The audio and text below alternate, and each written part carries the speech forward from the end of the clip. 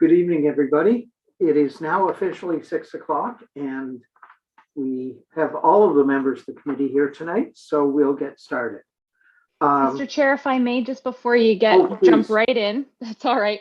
Thank you very much for letting everyone know that we're all here, and we do have quorum, so we are good to start the meeting. Just for those who are watching at home or who are joining us tonight in the meeting, for staff joining us this evening is Tim Park, Director of Planning Services, James Barr, Manager of Development Approvals, Janice Grant, Senior Planner, Paul McClatchy, Environment Director, myself, Elizabeth Fawcett, Committee Clerk, and Blair Johnson is our meeting host this evening. We have 2 agents joining us this evening to speak to the applications, and we currently have 13 members of the public joining us in the gallery. Thank you very much. Now I'll get started. I always seem to be jumping the gun here. I'll read out the public declaration. Notice of collection. Personal information collected as a result of this public meeting and process is collected under the authority of the Planning Act and will be used to assist in making a decision in this matter. All names, addresses, opinions, and comments may be collected and may form part of the minutes, which will be available to the public. Questions regarding this collection should be forwarded to the Director of Planning Services. The purpose of public meetings is to present planning applications in a public forum and to give the public an opportunity to make representations in respect of the proposal as required by the Planning Act. Following presentations by the applicant, the meeting will be open to the public for comments and questions. Persons speaking at this meeting are requested to give their name and address for recording in the minutes. Additionally, interested members of the public can email the committee clerk or the assigned planner if they wish to be notified regarding a particular application. No decisions are made at public meetings concerning applications. An exception to this rule is combined reports, which consolidate the public meeting and comprehensive reports. These applications are deemed by staff as straightforward and routine, and we have no such reports tonight. Public meeting reports are provided to inform the public of all relevant information. After the meeting tonight, staff will be considering the comments made by the public in their further review of the applications. When this review is completed, a comprehensive report will be prepared, making a recommendation for action to this committee. The recommendation is typically to approve with conditions or to deny. The committee then makes a recommendation on the applications to City Council, who has the final say on the applications. Following Council decision, notice will be circulated in accordance with the Planning Act. If a person or public body would otherwise have an ability to appeal the decision of the Council of the Corporation of the City of Kingston to the Ontario Land Tribunal, but that person or public body does not make oral submissions at a public meeting or make written submissions to the City of Kingston before the bylaw is passed, that person or public body is not entitled to appeal the decision. So this evening, we have 2 public meetings, the first of which is for zoning bylaw amendment and draft plan of subdivision for 2925 and to 2929 Princess Street. Who would like to speak to this? First, our planner can give us a little background. Hello, Ms. Grant. Hello, thank you. And through you, Mr. Chair, can everyone hear me okay?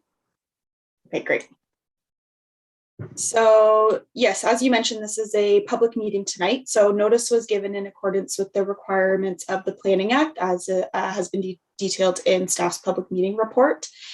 We've received a number of items of correspondence on this via email, and I have had a few neighbors call and come into the office to ask for more information. These are included in staff's public meeting report as well as in the addendum tonight. And the committee will note that there is also a petition from neighbors in that addendum as well. So this meeting tonight is a statutory public meeting held under the Planning Act, and the purpose is for the applicant to present the proposal to the public and to the Planning Committee. The format of the meeting allows for members of the public and for Planning Committee to ask questions of the applicant regarding their proposal, and also gives the applicant an opportunity to respond to those questions. As part of the meeting, staff have prepared a report summarizing the proposal, and it should be noted for the committee and members of the public here tonight that no recommendations or decisions are being made this evening regarding this report. This is a public meeting for consultation purposes. Staff are in attendance this evening to record any questions that are asked of the applicant or to address any technical questions regarding planning process. The questions asked tonight, along with any of the written submissions that we have received or will receive after tonight, will be addressed by planning staff within any future comprehensive report on this application. After the technical review and assessment of the proposal by the city has been completed, planning staff will be bringing that comprehensive report with a recommendation back to Planning Committee at a future date, which has not been determined because that depends on how the technical review process goes. That's just a little summary for those who maybe are unfamiliar with the process or haven't been to one of these meetings before. Thank you very much. I believe that a representative of the proponent is here to speak to this. Hello. The floor is yours. Good evening. Good evening, everyone. My name is Yuko Leclerc. I am a land use planner with FO10 Planning and Design. I'm assuming everyone can hear me okay. Perfect. Thank you. I'm here this evening to present applications for draft plan of subdivision and zoning bylaw amendment and to receive comment from this committee and the public. Next slide, please. So I'll start with a bit of an overview of the site context and then the site itself before moving on to the official plan and zoning as it currently applies to the property before getting into the particulars of the application. So this slide just shows an aerial image, zoomed quite a bit out, showing the overall context and what are the land uses, what's there in the surrounding area. So the property itself is on the south side of Princess Street in the west end of Kingston in the Collins Bay Ridge area. It's in an area that has a bit of a mix of uses. So to the west and south of the property are residential land uses, low density, single family detached housing. To the east of the site, moving along Princess Street are sort of a mix of commercial uses. And then on the north side of Princess Street across the road is again a bit of a mix. There's some commercial, there's some undeveloped land, there's some residential. There's a little bit of everything going on there. The property is within walking distance of a couple of schools, elementary schools and a high school, a number of parks. There's also public transit to the west along Woodbine Road. And there are some commercial uses as well, sort of in the 5 to 10 minute walking distance from the property, east along Princess Street and further south at the intersection of Bay Ridge Drive and Taylor Kidd Boulevard. Next slide, please. So on this slide, we just have another aerial image. It's a little bit closer into the site, just showing a little bit more detail. The property itself is just under 3 acres in area. It's about 1.1 hectares. It has about 70 meters of frontage on Princess Street and a little more than 6 meters of frontage on Woodbine Road. The north half of the site is already developed. There's an existing building that's there. It provides office space for the existing landscape and property maintenance company that's operating out of the property. There's also quite a bit of landscaping and hardscaping that's been established around that building. The southern half of the site is itself largely undeveloped. It's being maintained. It's being kept as landscaped area, but is otherwise not developed. There are mature trees on the property. There's a central tree, a large oak tree right in the middle of the property, and there's a tree line of mature trees that occupies roughly 2/3 of the length of the property, moving upwards from Woodbine Road towards Princess Street. You can also see from this slide You can see the residential uses immediately to the west. So there's a property that fronts onto Princess Street. That's again, more or less a third or about a third of the depth of the property. There's lots that face out onto Y Street to the west they're quite a bit deeper than the lots that are to the south that front onto Woodbine Road that are a little bit more in line in terms of depth with your typical lots in this area of the city. You can also see the proximity on Woodbine Road to transit from this slide and where the secondary school is. Next slide, please. Under the official plan, the property is designated residential on Schedule 3A. This is a designation that allows for a wide range of residential uses on fully serviced lands. Everything from single attached housing to multi-unit buildings are allowed in this designation, subject to sort of increasingly detailed tests for higher density. So medium density and higher density categories have more stringent tests than, say, a typical low density housing form would have. Next slide, please. The current zoning on the property is eclectic. There's 3 zones that apply. So the northern third is zoned site-specific highway commercial zone. This is what allows the existing business to operate. And so it allows that particular use as well as a variety of other commercial uses. Accessory residential uses are permitted, but not as a primary use. The bottom 2/3 of the site is zone D for development zone. This is a zone that allows whatever's there. It doesn't allow any type of development without a zoning bylaw amendment of some type. And then the 6-meter strip running out to Woodbine Road is zoned R1 in the zoning bylaw. Next slide, please. Well, that's the current context, the current situation. Now I'll move on to the particulars of the application itself. The intent of this application is to develop the site with a total of 80 units in a variety of build forms.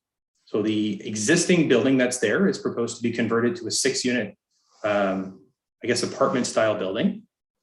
3 new blocks of stacked back-to-back townhouses are proposed, and you can see those on this slide here. This is a rendering sort of from the southwest looking at the site. And then the southern portion of the site is proposed to include 6 more standard townhouse buildings. The site is also proposed to have a centralized green space sort of surrounding the existing tree that's there, and to maintain most of the already programmed amenity area, the pool and so forth behind the existing building.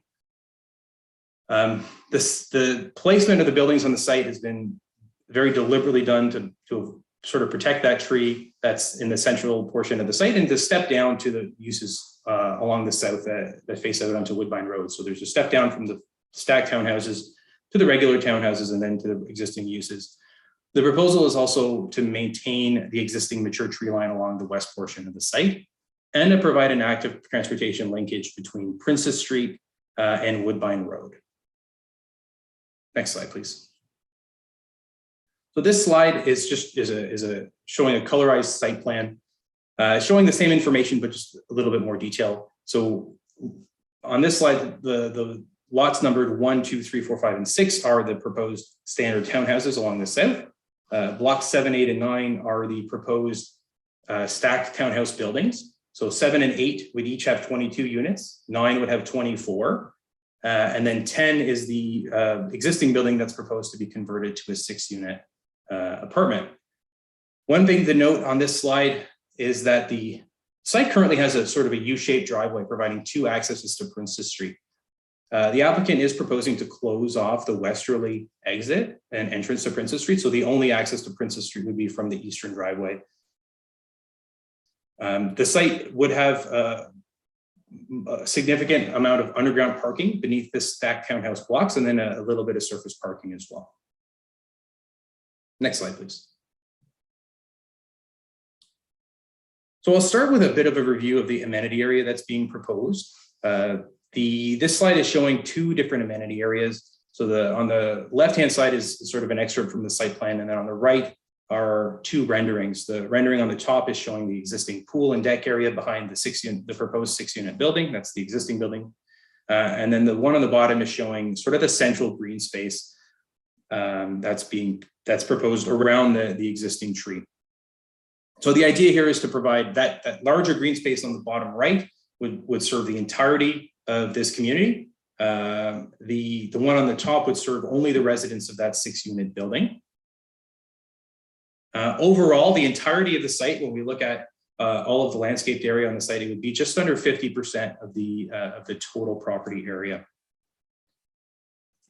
Next slide, please. This slide's showing just a few other amenity areas on the site. So between blocks 7 and 8, you can see on this slide on the right-hand side, the colorized excerpt from the site plan, the entrance going sort of the dark gray is the ramp going down and into the underground parking garage. The portion of that is going to be roofed with green space which will serve as amenity area between the two buildings, more of a meeting space and that kind of thing. And then that would be terraced a little bit facing out towards the tree to provide just a flexible space that people can use however they see fit. The site overall would also include a mix of other types of amenity area. The stacked townhouse buildings would have rooftop amenity, and some of the units would have balconies. The townhouses to the south would have rear yards, and the end units there would also have little balcony spaces above their garages. You can see on the left side of that site plan image, this sort of dashed red arrow that represents the linkage between Princess Street and Woodbine Road. You can see from this image that pathway is proposed to be beneath the canopies of the mature trees along the west side of the property. So through working very closely with the arborist that's been working as part of the project team, the proposal there is that particular pathway where it passes beneath the canopies and above the root systems of those trees, that rather than a typical concrete pathway or even a typical multi-use pathway that requires excavation into the root system, that particular pathway, that portion of the pathway would be constructed using a sort of a geogrid type of material. This is effectively a form that sits on the ground and can be filled with media like gravel or something like that, and therefore would provide a pathway that would have significantly reduce any impact to that root system. Then that particular tool is being proposed for any portion of the site where the pathways pass within the canopies of existing trees to minimize and reduce the impact of those trees. The arborist has also provided some very detailed guidance with respect to managing and maintaining the tree line, in particular where it's close to the apartment block, close to block 8 during the construction process, including tool methods such as irrigation and sort of helping the trees get through the transition of the construction process. And those would have to be implemented through both the site plan and subdivision process. Next slide, please. So I'll just provide a little bit of discussion of each of the individual unit types without getting into too much detail. So this slide here is showing just a few different views of the townhouses along the southern portion of the site. These would be 2-story townhouses. The top right is showing a rendering of the back of the townhouse units. The sort of image on the left middle there is again the site plan excerpt, and then the bottom image there is a rendering of the front elevation. So this is looking at the fronts of the individual townhouses. Each townhouse would have an attached garage and a driveway, so 2 parking spaces for each of the townhouse units. They would have their own individual private yards. The end units would have a little bit more amenity space because they're designed so that there would be a bit of a balcony above the garage space and sort of wrapping around the sides. But those units are also designed to be accessible or to have accessible ground floors. So the 2 end units have fully accessible ground floors with wider hallways, wider living spaces. There's a bedroom proposed in each of those units. The idea there is that residents might move in, and over time, as they age, if mobility issues or other health challenges come up, that residents could move sort of fully and live entirely on the ground floor. The upper floors could then be used for family visitation or even for in-house staff or support. Next slide, please. So this is just a rendering. This slide, I'm showing the stacked back-to-back townhouses. You can see on the right, the sort of the excerpts of the site plan. This is the 3 buildings that are being proposed. So 68 units altogether. They are proposed to be 4 stories of living space. But we recognize that there's a need for a fifth level above that would be stepped back from the edges. It wouldn't include any living space, but it would house mechanical equipment. It would also house access to the rooftop amenity space above the units. The way the building would function is that each unit would occupy 2 floors. So there would be sort of bedrooms on one floor and kitchen and living area on another floor. So 4 stories. Each unit would be 2 floors, and there would be 1 unit above another sort of throughout the entire building. These buildings would also all have underground parking. So block 9 would have 24 units and 23 underground parking spaces. So that block would also have 1 surface parking space dedicated to that unit or to that building. And then blocks 7 and 8 would each have 24 units and 24 parking spaces each underground, accessed by that sort of shared driveway, shared ramp going down in the middle between the 2 buildings. This is a build form that's not super common yet in Kingston. It's a build form that's intended and being proposed here in part to provide a more affordable option in this area of the city, where the predominant housing types are single detached housing, semi-detached housing, and row dwellings. There aren't a lot of these types of units, so these would be comparatively more affordable than a lot of what's in the area now. Next slide, please. This slide is just showing renderings of the elevations for the different blocks. The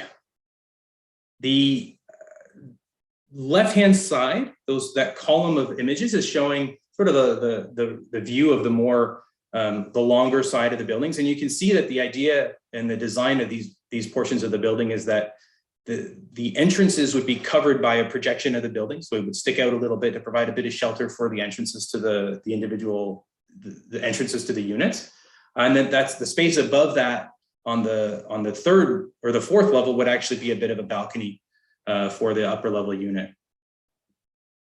The way the buildings have been designed as well, the northernmost unit, block number 9, is the side facing out to Princess Street would be residential. So you can see that on the very bottom right. So the view from Princess Street to that building would show an entrance. So there would be entrances facing out towards Princess Street from that building, as well as some of the units looking out that way.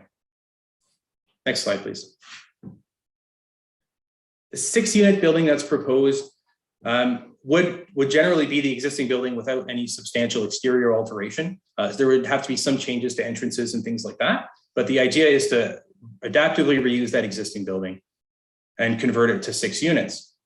2 of the units in this building would be fully accessible, so they would be entirely on 1 floor, and they would be fully accessible from grade. This building would require surface parking, so the reason for closing off that entrance on the west side is to allow this use of that existing sort of asphalt area to provide parking for this building. 2 accessible parking spaces are proposed, recognizing that there are 2 barrier-free units proposed in this building. I mentioned this earlier, the rear yard of this particular building would be fenced off and used as a communal amenity area for the residents of the building, making use of the landscaping that's already been built on the site, the pools and sort of the different features that are there today, including the existing decks. One of the items that would be introduced as well to this building is that on the right-hand side from this image, you can't actually, I don't have an image of it, but the basement level would have a number of storage units that would be rented out to residents of this development, just to provide a little bit of additional storage space as needed. Next slide, please. So this slide is just an annotated image of the site plan showing some of the principal circulation throughout the site. The orange arrows representing vehicular traffic and the blue arrows represent pedestrian and active transportation connections.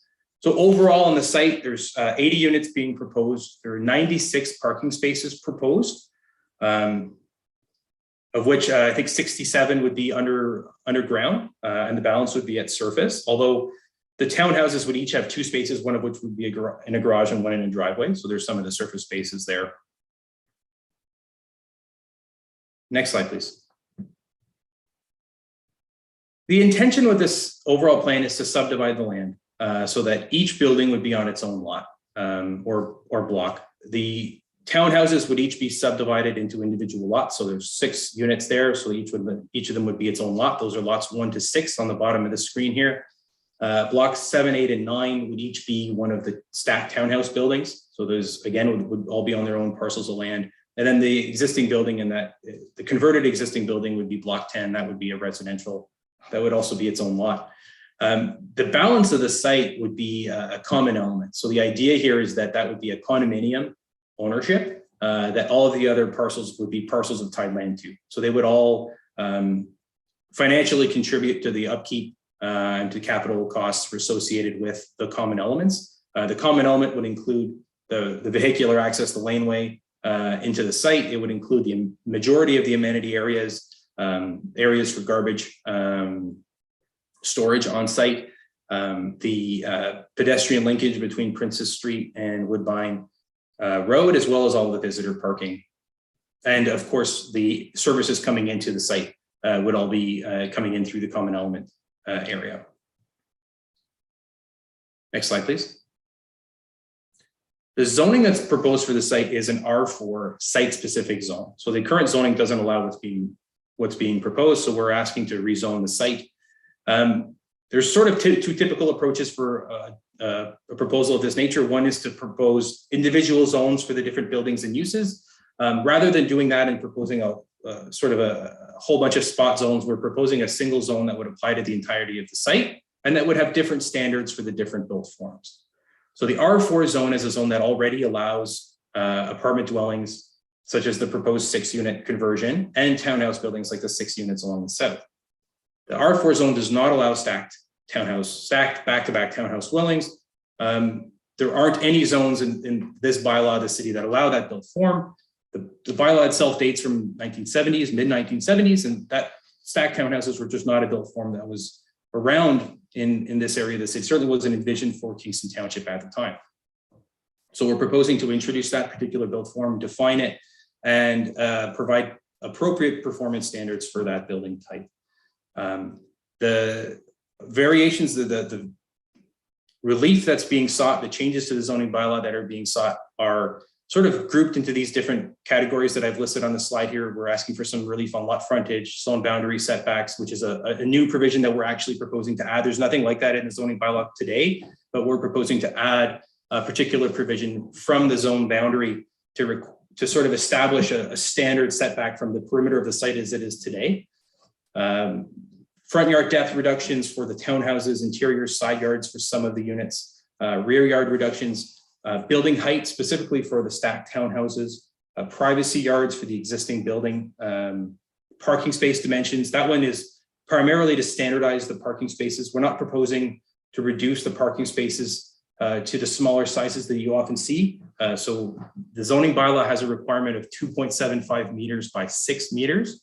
Most of the other zones in the city of Kingston have a requirement of 2.7 by 6. So what we're proposing to do is to reduce the parking stall size to 2.7 by 6. So we're just shaving them off by about 5 centimeters, I think, to sort of standardize that dimension. But we're not asking for the typical reduction that you usually see of 5.2 by 2.6. Yard projections for the existing building. So that's the deck that's on the back of the existing multi-unit building. We're seeking some relief there. Similarly, we're seeking relief for yards where parking is permitted to allow parking in the front yard of that building and to allow a 6-meter laneway throughout the site as the vehicular access. So the provisions that are proposed to be amended sort of differ depending on the different building types throughout the site. So some building types require relief, some don't. Some require relief because of where the lot lines are being proposed in the draft plan of subdivision.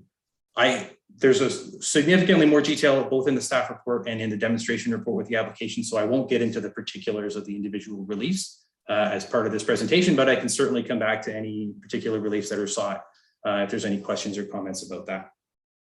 Next slide, please. And finally, I'll just conclude with just a quick statement that the proposal has been reviewed against the provincial policy statement and with the official plan, and it's our opinion that it represents good land use planning. Next slide, please. And with that, I thank you all for your time, and I welcome any questions or comments through you, Mr. Chair. Thank you very much. We will go to members of the public first. and the clerk will explain that process. And then we'll give the committee an opportunity to ask questions. So, Ms. Fawcett, the floor is yours. Thank you, Mr. Chair, and through you. For those who are joining us this evening, if you wish to speak during this portion of the meeting, we do request that you raise your hand in Zoom. This is found when you move the mouse over your Zoom window in the center of your screen. We do currently have 16 members of the public, Mr. Chair, and I have 2 hands up. Would you like to review how we will be receiving those comments? Absolutely. Thank you. Everybody will be allocated 5 minutes to make your comments, ask your questions. We will collectively bundle them, and when we have 4 or 5 of those, we will turn to the proponent, to planner to respond to those. Please give your name and address at the beginning for the clerk to record. So I don't believe I left anything out. The floor is yours. Thank you, Mr. Chair. The first to speak is Christine Geary. Good evening, everyone. My name is Christine Geary. I reside at 2937 Princess Street. I am adjacent to the proposed development. I do want to, first of all, acknowledge that we are on the traditional homeland of the Anishinaabe, the Haudenosaunee, and the Huron-Wendat traditional lands. We thank these nations for their care and stewardship over these shared lands, and we are working on a path of reconciliation. I am an Indigenous woman from Treaty 11. I reside next to this proposed development. I would like to make note that I did not receive any notice of this meeting. I did contact the office today, and they said that it was sent to my address of 5 years ago. So I did not receive any notice. I want that noted. The other thing that I did note is that the speaker mentioned that the current property is zoned residential, which I would like clarified, because they came and asked me to put their garbage in my driveway because the city would only pick up 1 container of garbage. So they would have to do that. So I would just like that clarified. Being on traditional lands, I am very concerned about the green space, the trees, nature. We are very tied with nature. So I want to address that. I am very concerned that my property, which is abutting that property, that my home over there is slab on grade with in-floor heating. The thought of having all of those underground parking and the blasting that is to occur, and for how long that is going to occur, is very distressing. The other thing is, I live on Princess Street, and it is extremely difficult on a good day to enter and exit my home. I have no idea how 80 units, let's say they have 2 cars each, is 160 vehicles, is going to enter and exit off of Princess Street. That's just a disaster waiting to happen. Those are some of my concerns. Masicho. Thank you very much. And who's next in the queue? Mr. Chair, next to speak is Mark Scooten. The floor is yours, Mark. Yes, it's actually Mark Stoughton. Thank you. Good evening, Council. I've got several points that I need to bring forward. That I am actually at 1002 Woodbine Road. So I'm going, as well as I'm going to be impacted extremely quite in this situation with this new development with proposed. First of all, I'd like to bring up the fact that previously, I've been here since '92 on this residence, so I am well familiar with the area as well. My first concern is there's about a water plan assessment and correction. Previous history, I've had issues with water, with the water course being altered by the previous owner. With this new development, I'm expecting it to increase my problems within my properties because the water drains from east to west and it drains into my yard. What's happened to the history from the previous owner? He did not follow the requirements of the water plan through which initially was first with the municipality of Township of Kingston, and when the city of Kingston took it over, he never followed through with this. So I'm concerned with the water being. I've already got issues with this change. The water plant prior to the change, the water used to run with a ditch running next to my neighbor, which is 998, straight down from the backyard where that's proposed development. So that's, and it was filled in by the previous owner or still owner. And they filled in material around the neighbors with his property and filled all the way along the areas to prevent the water dumping into my neighbor's backyard. So I have a major concern with this water issue because because of the problem with it, my garage floods every year and I cannot access my backyard in the springtime because of that issue. So I'm really concerned that with this increase with the development, there's going to be over there's only 65 to 75% of this land is going to be in development hardscapes. So there's an issue with floodwaters concern. So it's going to increase my problems with my use of my property and other properties down farther to the west of this development. Now the size of the lot is 1.1 lot hectare. I have significant concerns with the loss of grassed areas. Like I said, it's going to, with an 80 unit increase, it'll definitely cause problems with everybody within this area. Not only the fact is that it's going to change the whole character of this area, which was single family, which was all single family residences. There's expectations that this is going to be a multiplex traffic flow.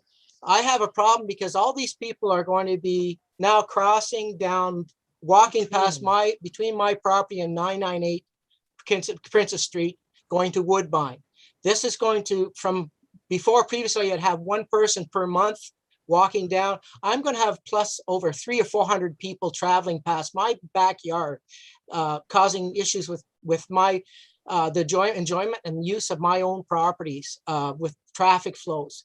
Now Woodbine isn't, because it's a busy road as well as Princess Street. There is no sidewalk on my side of the road.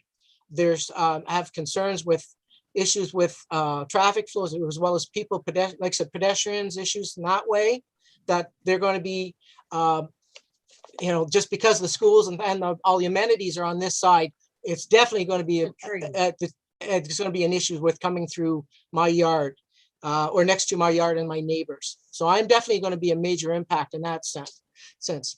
Now, I'm a little bit concerned, is this going to be partially geared to income property? I'm not sure if that's going to be part of the issue. I don't know. It's a question I didn't put in my first concerns, but if it's, I do have issues with property values and things like that decreasing with an decrease in our property values with this new development. I'm also having issues with, because of our backyards, because they are long backyards, including Y Street, there's going to be potentially an area that's, because it's isolated, there may be issues with vandalism, potential garbage, potential hiding areas. 30 seconds, please. Sorry?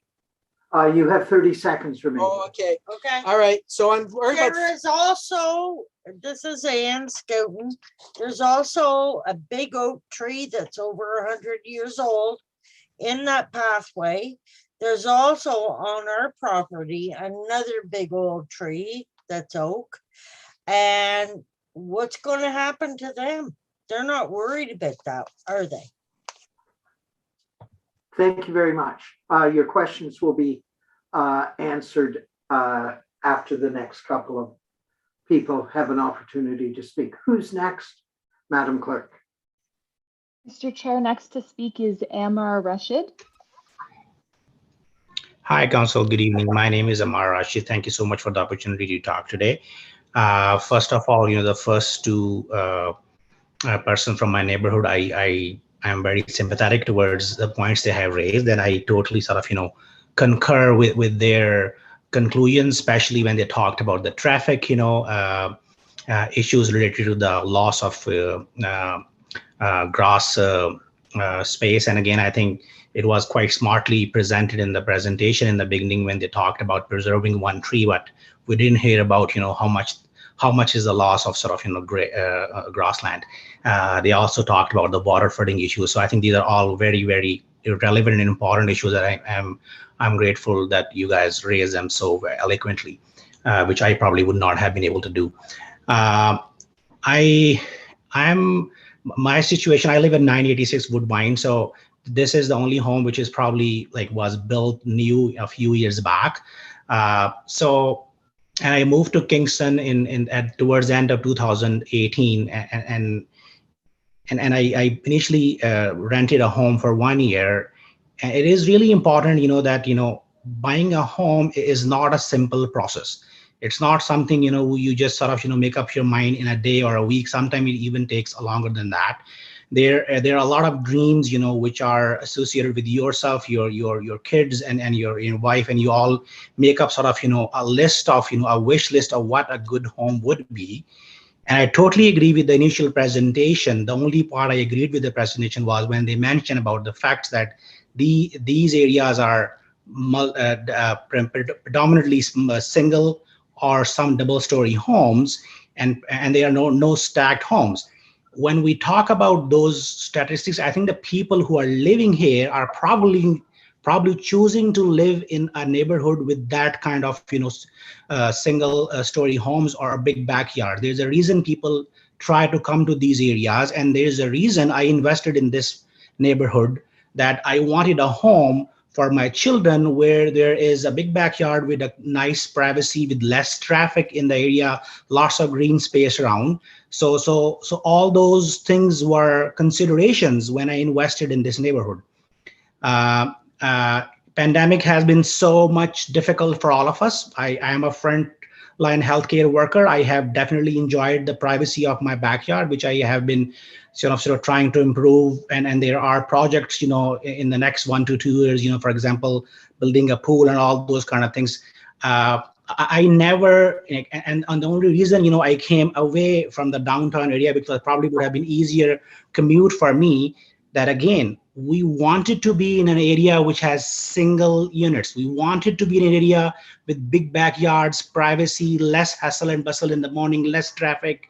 There is nice quietness, and I have definitely, after doing long hours during pandemic, come back and enjoyed the privacy of my backyard, which I really worry and I'm concerned about that we're going to lose, and people sometimes just want to be away from those tall buildings, just to find that peace, and everybody has a different way of finding the peace. And I think we should just respect, everybody's view in that.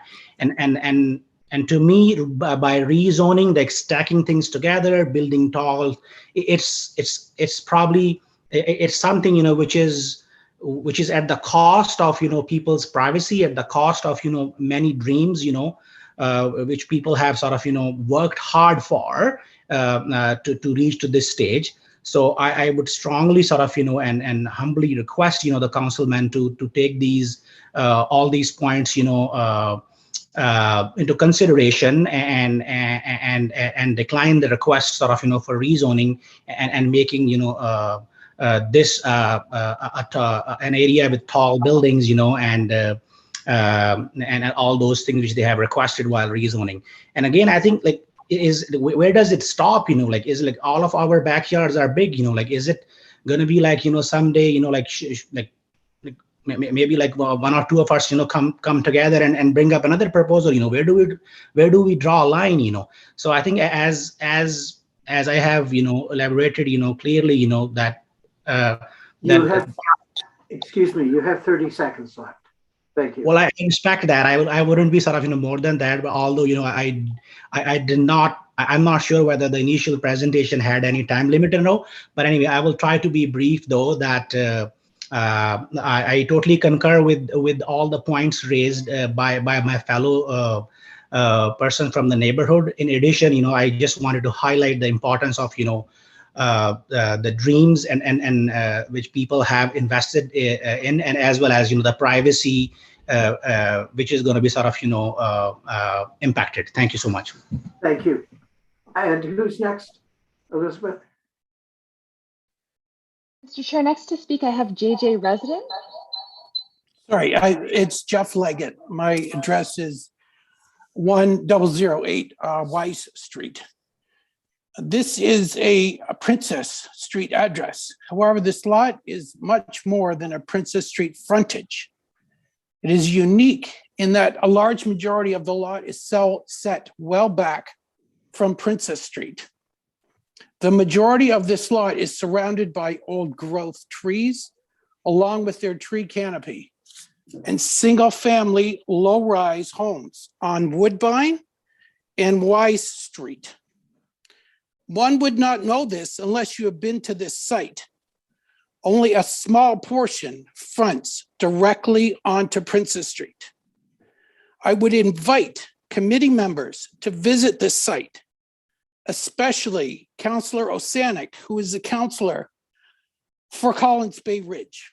The documents state this is actually 5-story buildings with partial 5th floors. 5 floors are not 4 floors, as stated in the notice.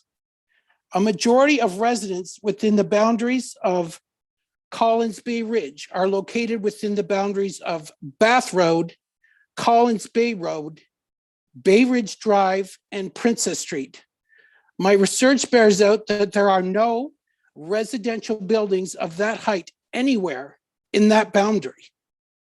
In fact, I believe there are no residential buildings of that height anywhere within the total boundaries of Collins Bay Ridge. Further, I believe this would be the tallest structure within Collins Bay Ridge. Why is that? This is a single-family, low-rise neighborhood. There is no precedence for this type of development here. It does not fit in the existing area, especially in the boundaries of Bath Road, Collins Bay Road, Bay Ridge Drive, and Princess Street. Further entertaining this type of development in this lot surrounded by single-family low-rise homes screams of overdevelopment. This is not minor infilling, and this is not minor development. It's out of step with the official plan, considering integrating developments that are compatible within the prevailing built form standards of height, density, and amenities that are generally found in the neighborhood. Councillors, this is not at all appropriate for this area. It is overdevelopment. The tallest building in Collins Bay Ridge should perhaps be a healthcare facility or a community center, not a high-density residential condo building immediately closely surrounded by low-rise single-family homes and old-growth trees. In this location, the type of development would be a poor legacy for Collins Bay Ridge District. It is not a large open tract of land. It's an anomaly. It's really a large backyard backing onto other single-family homes, not a backyard that a number of 5-story condo buildings should be considered. A new development should enhance the environment, not take away from it. On March 5th, 2019, the city of Kingston declared a climate emergency. This development flies in the face of this declaration. The old growth canopy will be permanently removed according to documents published on the City of Kingston websites, where it states 9 trees will be removed. The western edge of this property contains old growth trees, including old oak trees. It's a bird nesting area which will be permanently removed. The renderings suggest trees in this subdivision. They are certainly not old growth trees. That is misleading. The City of Kingston has posted signs nearby that they're going to plant new trees to enhance the enjoyment and enhance the tree canopy. However, in this case, removing the tree canopy is the exact opposite of the signage posted by the City of Kingston in a local park. I ask you, is the City of Kingston really concerned about the climate emergency when entertaining this type of overdevelopment? According to the subject— 30 seconds, please. Thank you. The submitted documents is also in 50 meters and also within 100 meters of an environmentally protected area. This is also an area of moderate to very high groundwater sensitivity. I also did not hear any mentions of a new development being LEED certified, and there are no green buildings designed. That is significant. There is no mention of any LEED certified in these buildings. There are a number of 50-year-old buildings in single-family homes in this area that would be at risk due to underground blasting. My final point is this. The subdivision clearly does not fit into the existing neighborhood. It is a classic case of overdevelopment. I request that the planning staff do not move forward with this overdevelopment of a 5-story, 10-block condo in a backyard, and certainly ask thank the you very planning much, committee as a Mr. whole Leggett. do not move Thank forward. you. Thank you. Who's next, Elizabeth? Mr. Chair, I have another 2 hands to go at the moment. Would you like to take a break to get some responses, or do you want to continue? We can do that now. So if the planner for the proponent would like to address those questions and comments made, go right ahead. Thank you, and through you, Mr. Chair, I will do my best. There was one question I heard from Ms. Geary regarding the zoning, just for clarification. So this current property is zoned highway commercial along the northern portion of the site that allows accessory residential uses, but not as a principal use. The balance of the site is either a development zone, which doesn't allow any type of new development. The strip at the bottom of the site, sort of the 6-meter wide strip going out to Woodbine Road, is the only portion of the site zoned for residential use. And there's no buildings on that portion of the site at this time. Nor are there any buildings proposed along that strip. There were a number of comments that I think should be responded to, just for a little clarification or I think to help understand the proposal. With respect to traffic, there was a number of concerns about traffic. There was a traffic study conducted as part of this application. It is being reviewed by city staff currently. We have not received comments yet on that application, but I know that that's being reviewed. The application did not identify any concerns with capacity of the existing roadway along Princess Street, or any impacts to the intersections in the vicinity of the site, sort of the typical things that are reviewed for a traffic study. So it didn't identify there being any substantial concerns with the volume of traffic generated by the site, sort of recognizing that the traffic would be spread out over the course of the day. Roughly 1/3 of the vehicles on site would sort of be entering or exiting the site during the peak hours in the morning and afternoons.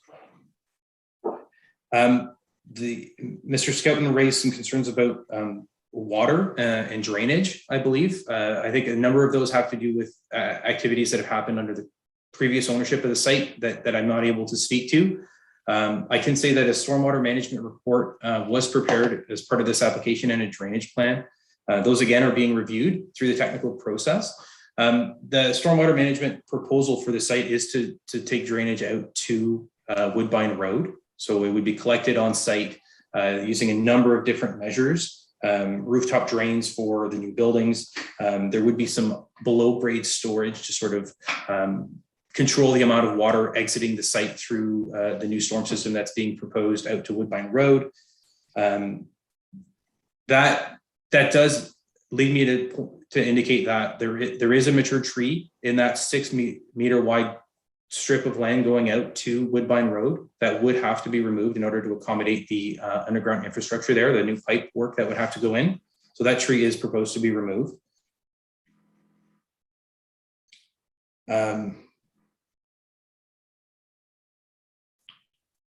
Question, I guess, about rent geared to income or geared to income housing in terms of affordability from Mr. Skelton. There isn't any sort of, I refer to it as big A affordable. There isn't any housing that's being proposed here for at the 60 or 80% range or rent geared to income. The discussion of affordability on this site is really a relative affordability conversation, that the types of units in the stacked townhouse buildings are just generally more affordable than units than in single detached homes or even in townhouse developments in this part of the city. So it's more of a comparatively more affordable. Conversations about big A affordable haven't really been explored yet on the site. So I believe I answered the questions from Mr. Scouten. There's been a number of concerns about the loss of green space, and I think I don't have a relative number. I can't tell you what's currently there. I can tell you that there's about 50% of the site that's being proposed to be retained as landscaped open space. That's a mix of soft and hard landscaping. And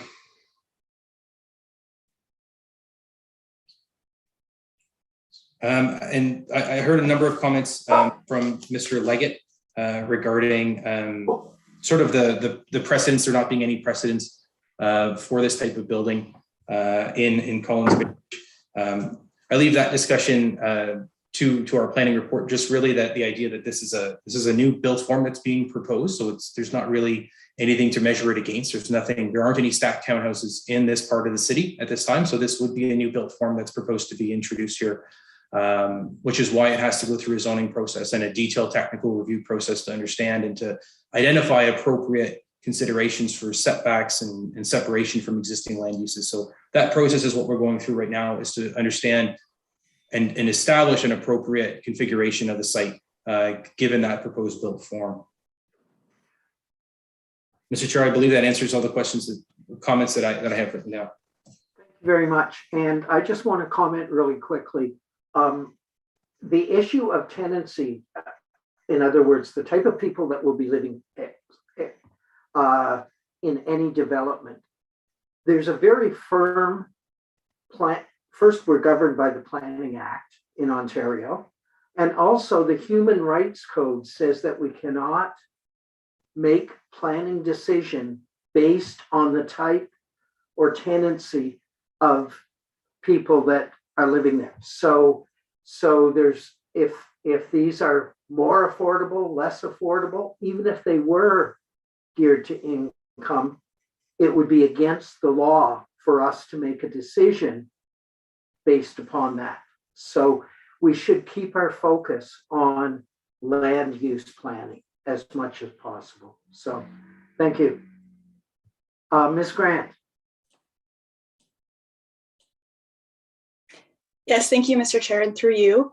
I just wanted to quickly touch on Ms. Geary's comments regarding notice, just for the committee's awareness. So we were made aware today that Ms. Geary had not received mailing notice for this application. And of course, our intent is always to provide ample notice, which is why we also post on-site signage as well as courtesy notices in the WIG standard. So I did look into this matter because the intent is never to not have neighbors receive mailouts, and confirm that the issue is that the mailing address data that is contained in the Municipal Property Tax Assessment Corporation, so what you would commonly hear as MPAC, for this particular property owner has not been updated in the MPAC data. So we issue our notices in accordance with the requirements of the Planning Act, and the Planning Act stipulates that mailouts should go out to property owners within 120 meters of any subject property. And the owner of land by the Planning Act is deemed to be the person showed on the last revised assessment roll of the municipality. So that is how our GIS staff internally determine where all of these mailouts should be going. So locating there might be someone who owns a property but doesn't live at the property. So we need to make sure that the mailout is going to the owner. So as such, we pull this data from MPAC, which is the holder of all of that data. To formally update your mailing address, if it's incorrect in MPAC, a property owner would need to contact MPAC directly. The city is not the holder of that MPAC data. So we don't run into these situations a lot of the time, but it seems there is a lag in MPAC data in this case. So we have made a note on the file to make sure that Mrs. Geary does receive notice at her preferred mailing address moving forward, and have also recommended to her that she contact MPAC to make sure that if there's any future applications in the neighborhood, she doesn't run into similar issues. So I just wanted to provide a little bit of background to the committee on that comment. Thank you very much. Elizabeth, we have some more hands waving at us. Yes, Mr. Chair. Next to speak is Dan Conway. Mr. Conway, the chair is yours. The You, floor is yours. thank you very much. I live at 990 Woodbine Road. I've been a resident there since 1986, and chose this location because it was low density residential. And I'm dismayed at the high density that's proposed in my neighborhood. And we have a little street called Lisa Street that leads into a residential area just to the west of us.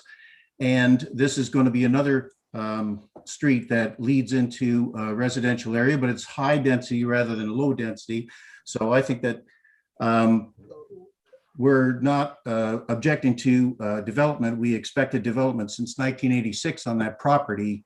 It's just a great big field, and I know that it wouldn't be left that way forever. But we would prefer that it be lower density than what's proposed here now. And that's what that's essentially what we're keying on right now, is how many units are going to have in there, not that there's any units at all. We expected a certain level of privacy, but we knew that there would be houses built in behind us at some point. And we're concerned about the schools that have portables in the area, and whether the planning for where to put schools was done without the information that intensification was going to be happening. So we're a little bit concerned about that. It's obviously a single family in all the abutting properties that are there. We would certainly be looking for, no matter what kind of property is or what kind of development happens there, we'd be looking for construction vehicles to be coming in on the Princess Street side and not coming through that pathway. That's a little bit down the road, but I just wanted to mention that concern. And robust sound attenuation fencing for all of the properties that abut there, to try and recover some of the privacy that has existed there for so long. I'm going to leave it at that. I want everybody to get a chance to speak, and I know that in my neighborhood, this has caused a lot of interest. So I'll now turn it back over to the chair. Thank you very much, Mr. Conway. Who's next, Elizabeth? Your chair, next to speak is Wendy Jelly. The floor is yours, Wendy. Hi, thank you very much for hearing from us. My main concern about this is I'm at 1004 Wise Street. My property actually runs quite a distance along the proposed development. What I would like to know is, have there been any concessions made by the developers as far as for the existing residents, as far as possibly putting up privacy fencing? It was mentioned that some of these units would have patios or balconies, and given the height that they will be, that is a concern, that you'll have people gazing into your backyard, and as such will no longer have any privacy. I'm also with Ms. Geary. A lot of these homes along Wise Street, I know I have been here since 1992, and these houses were constructed, I know mine in particular was constructed in the 50s. It has survived blasting from the subdivision at the end of Wise Street. It has survived blasting from new to constructions across the street from me. And now it's being subjected again. Who's going to be paying for any of the damages to the foundations?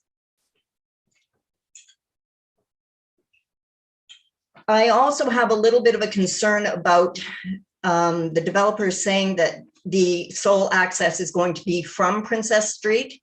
I know for a fact 2 of my neighbors have been approached by the developers requesting or asking if they would be interested in selling their properties on Wise Street. Does that mean that they're trying to find another alternative route into the property?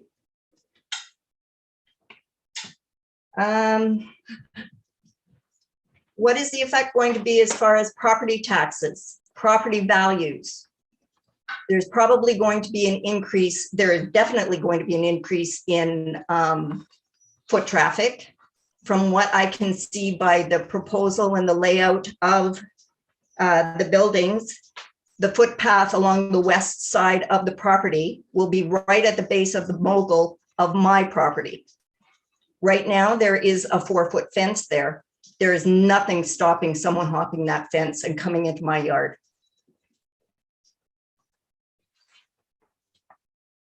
I don't believe I have anything too much other than that, but noise level during, after construction, there's going to be noise level definitely with the construction, that goes without saying. It's certainly not anything that I would like to have literally in my backyard. I've been here for 30 years. I raised 4 children here. They had the joy of having a big backyard.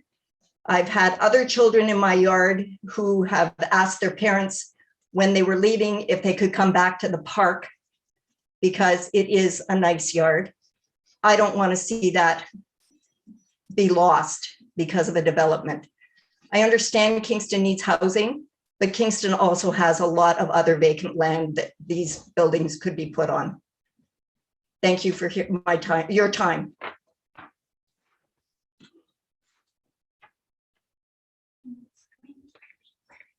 Sorry, my dog was barking, so I muted myself. Who would like to go next, Elizabeth? Mr. Chair, next to speak is Marie Brennan. Ms. Brennan. Go right Thank you. ahead. Thank you. I'm at 1008 Y Street. I still have not heard any mention of the project being LEED certified. Based on what I have read, there are no green building designs. A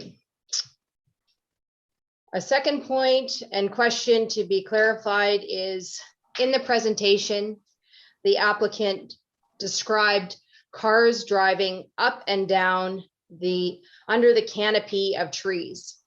I'd like to understand how that could not have a significant impact on the health and growth of these cherished trees. When there's a discussion regarding the blasting for the underground parking, it needs to be addressed that houses that are on Y Street of a certain age may still have septic. And that is a real concern for our environment and our backyards. I'd like to also finally say, privacy is a very important part of living in a beautiful community like this. And the idea that people are 4 stories above my backyard taking selfies and pictures of themselves pointing near our property makes me very nervous. And I do not want to feel nervous on my own property. We understand there is perhaps an opportunity for some development. However, these concerns are very important and they must be addressed. Thank you. Thank you. And Elizabeth, are there any other hands showing? Mr. Chair, we do still have one hand raised, but it is Ms. Geary. I'm not sure whether or not you would permit her to speak again. Yeah, typically our rule is that everybody is given a 5-minute opportunity to speak. And if there's anything that's been left out, I'd strongly suggest that you do that via email or a phone call to our planning department. Ms. Grant is the planner in charge. So that's the typical, that's what our rules of order are. So Thank you, Mr. Chair. There's no further hands at this time. Perhaps I'll just do one final call to make sure before we turn it back over Sure. to Thank the you. planner. So again, if there's anyone else who wishes to speak to the application who has not already spoken this evening, if you could please raise your hand in Zoom so that we may call on you.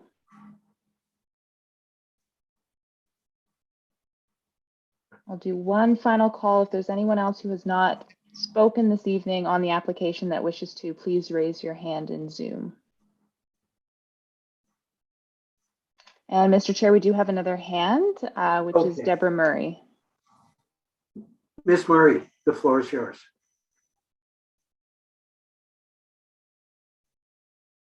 If you wish to unmute yourself.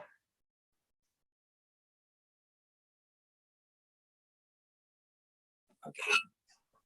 Sorry, can you hear me now? I can indeed. Go right ahead. Good evening, everyone. I'm a resident at 998 Woodbine Road. I moved into this home about approximately 13 years ago. I have a beautiful backyard that looks out into an open space.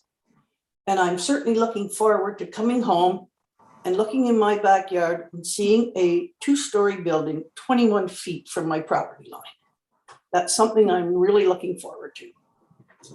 I'm also looking forward to the fact that next door to us, between ourselves and our neighbors, the Scoutons, we have this enormous, beautiful tree that we just been informed is going to be cut down. I just don't even understand how that's even possible for you guys to even think about that.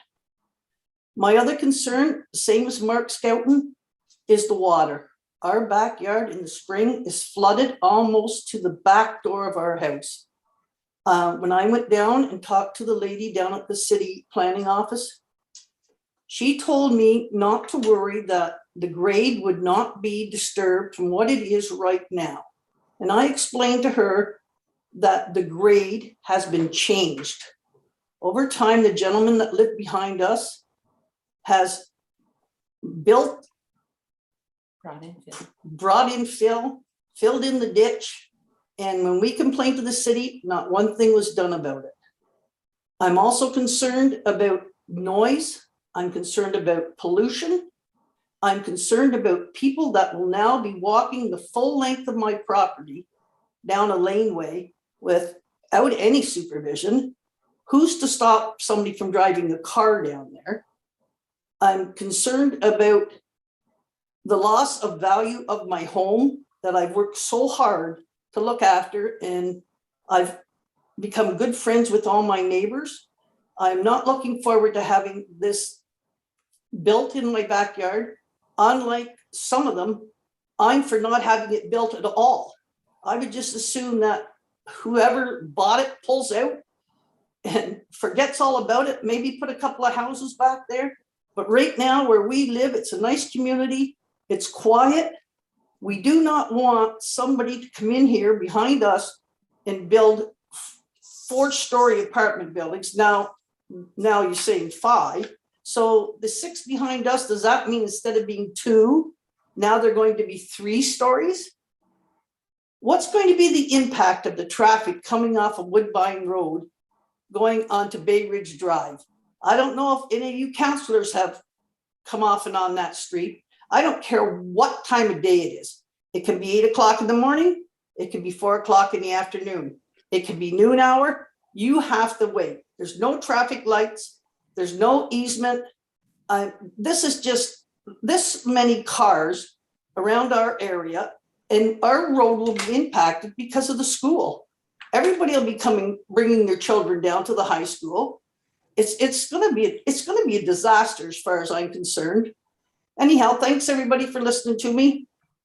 That's just about all I have to say. Thank you, Ms. Murray. Elizabeth, where are we at? Mr. Chair, we have no further hands at this time. Okay, I will turn to the planners to respond to those comments and questions.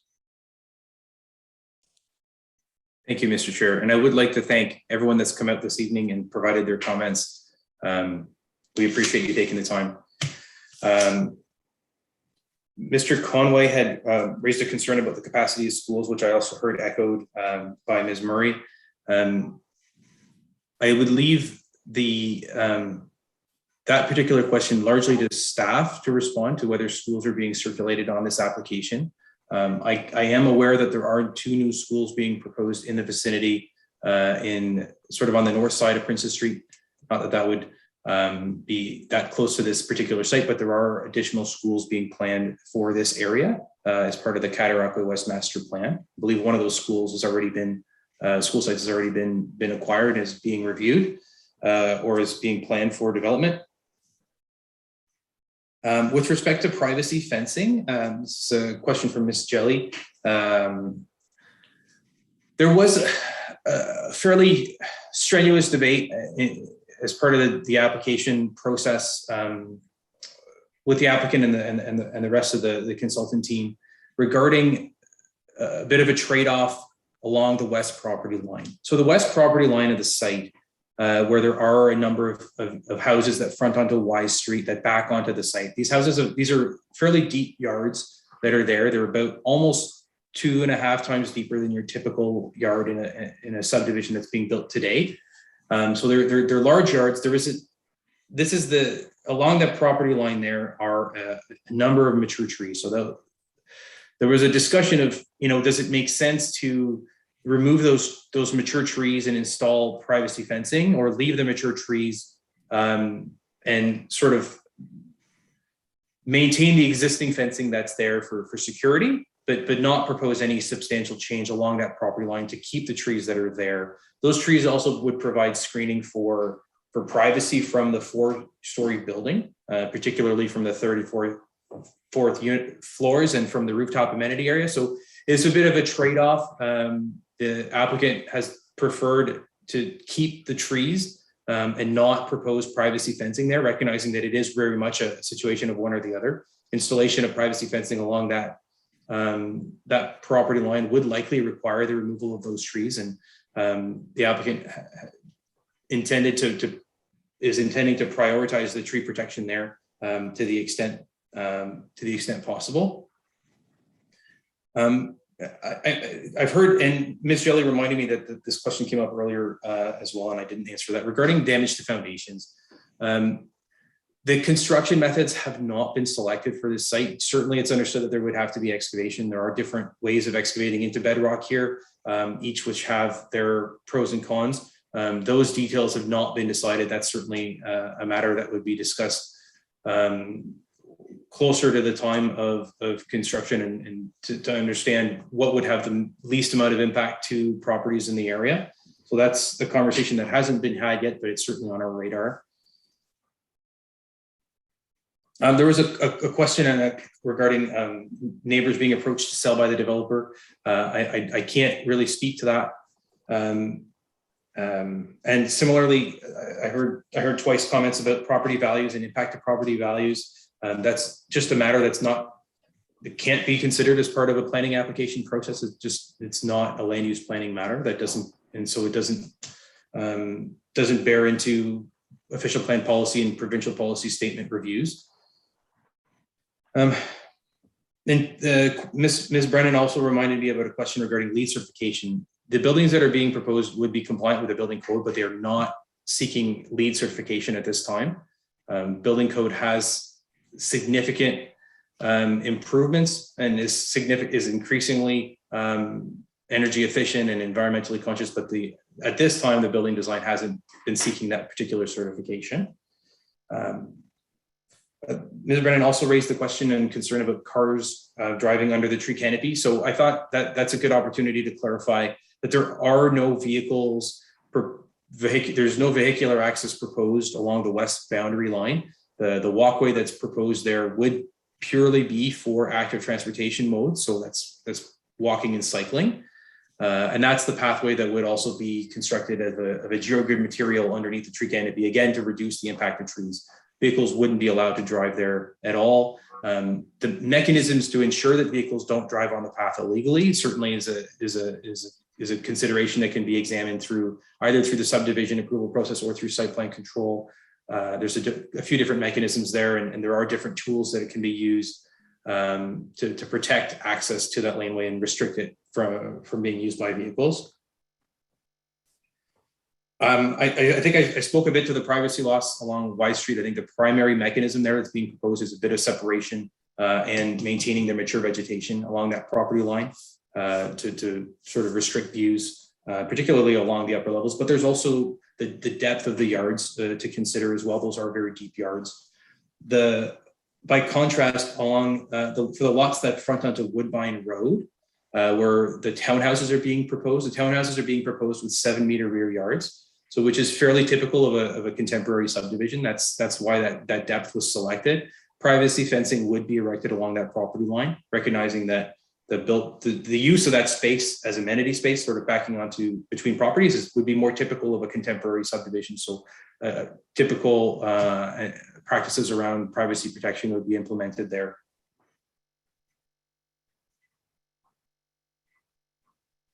Regarding noise during construction in particular, the noise bylaw does regulate those types of activities, I believe, and I stand to be corrected on that by city staff.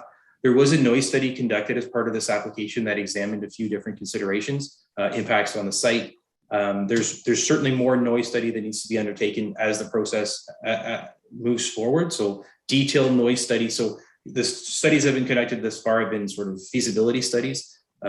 More detailed noise studies would still need to be conducted moving forward through the site plan and subdivision, final plan and subdivision process to ensure that any mitigation that's necessary would be imposed and would be provided by the applicant. Right now, the study has identified that one side of one of the buildings would require some acoustical mitigation. So I believe it's block 8. The sort of the northern, maybe block 9, the northeasterly building facing out towards the landscape supply business on Princess Street would require air conditioning so that residents of that building could close their windows and have a little bit of noise mitigation. But that's certainly something that's being examined further as we move forward.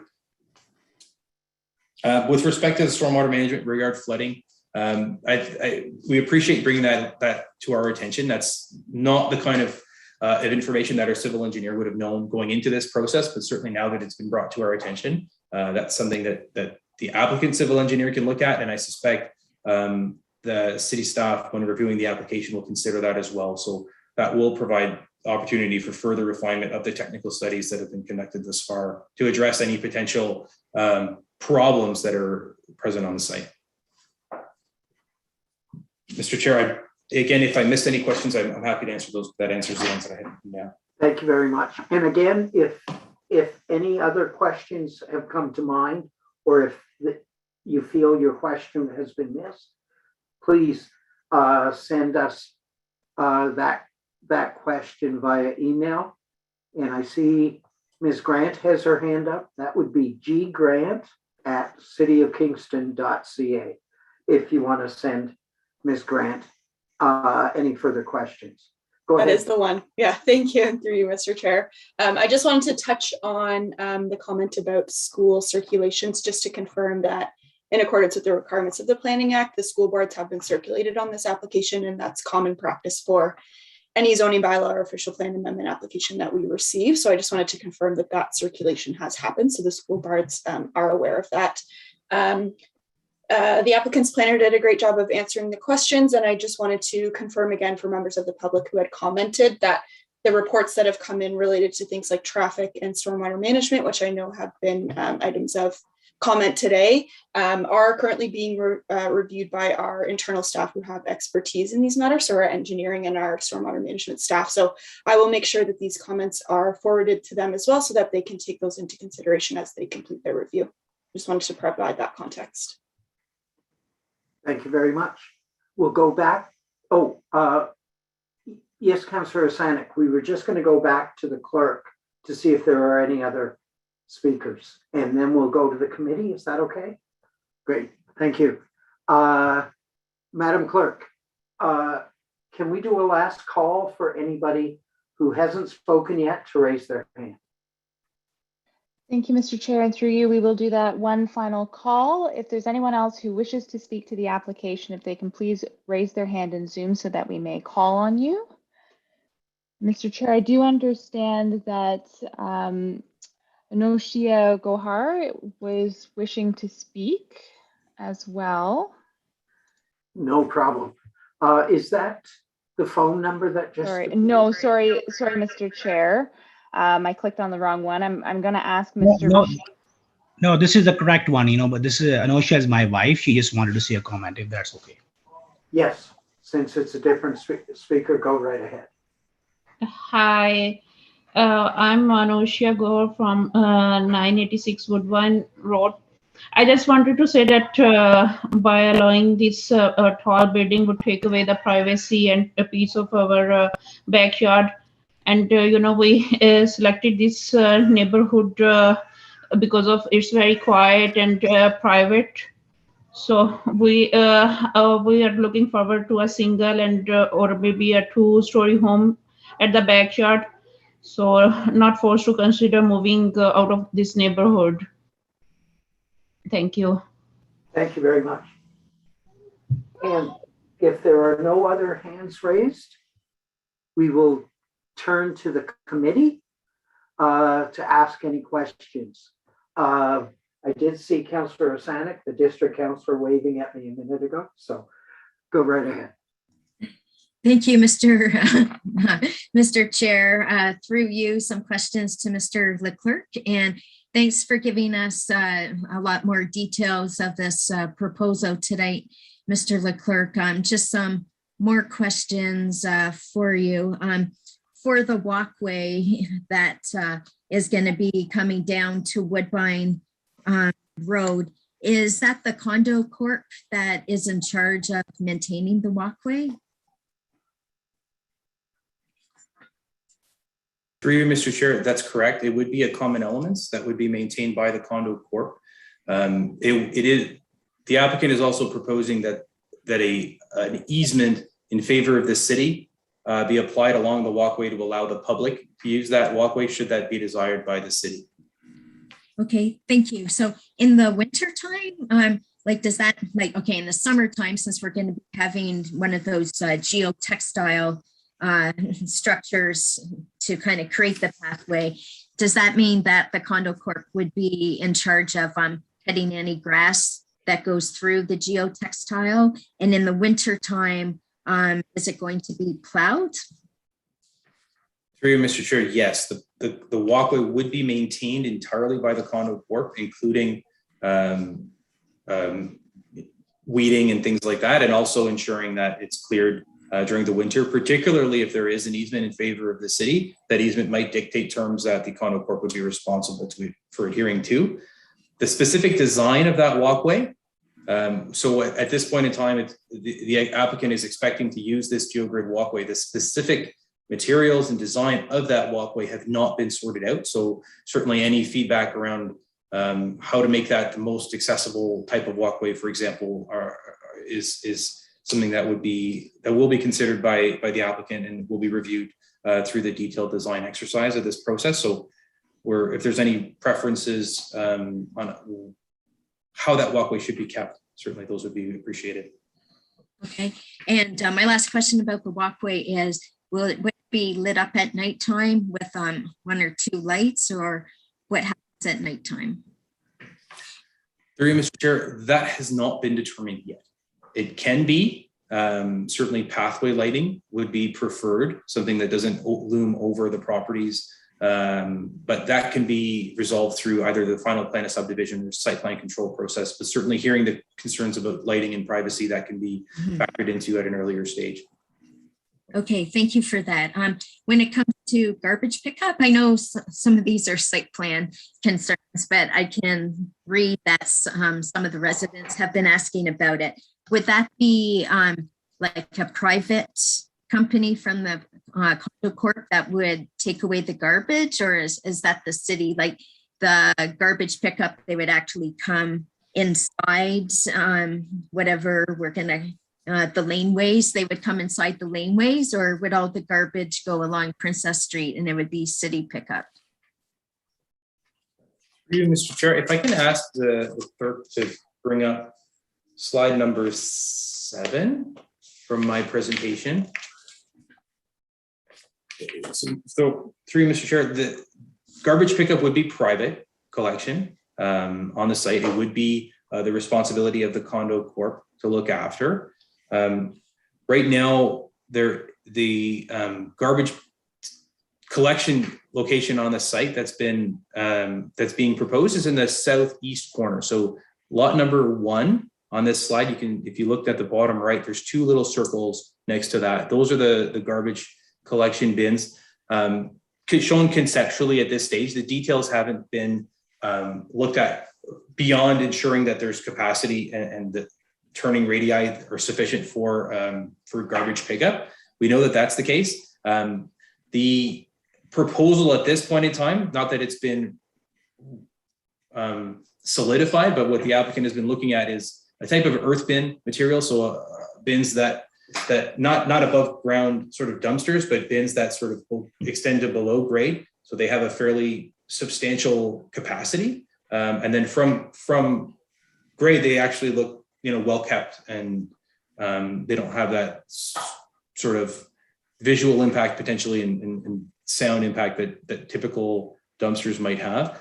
It is recognized as well that that's a long walk for residents of even from the end of the townhouse row or from the other buildings. So collection from the individual buildings to that site is something that's being looked at right now, how that can be contracted and how that can be managed on the site, and whether other locations are necessary for sort of interim garbage collection so that people can bring their garbage from their building to a site that's closer to them, and then the condo corp can then collect it and bring it to those bins.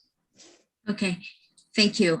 For the townhomes that are number 1 to 6 on the south side, so we know that their backyard will be 7 meters, right, from the backyards of the residents on Woodbine Road, and you're going to build a fence. Will you, do you have to remove any trees along those, what's going to be the backyards of townhouses 1 to 6?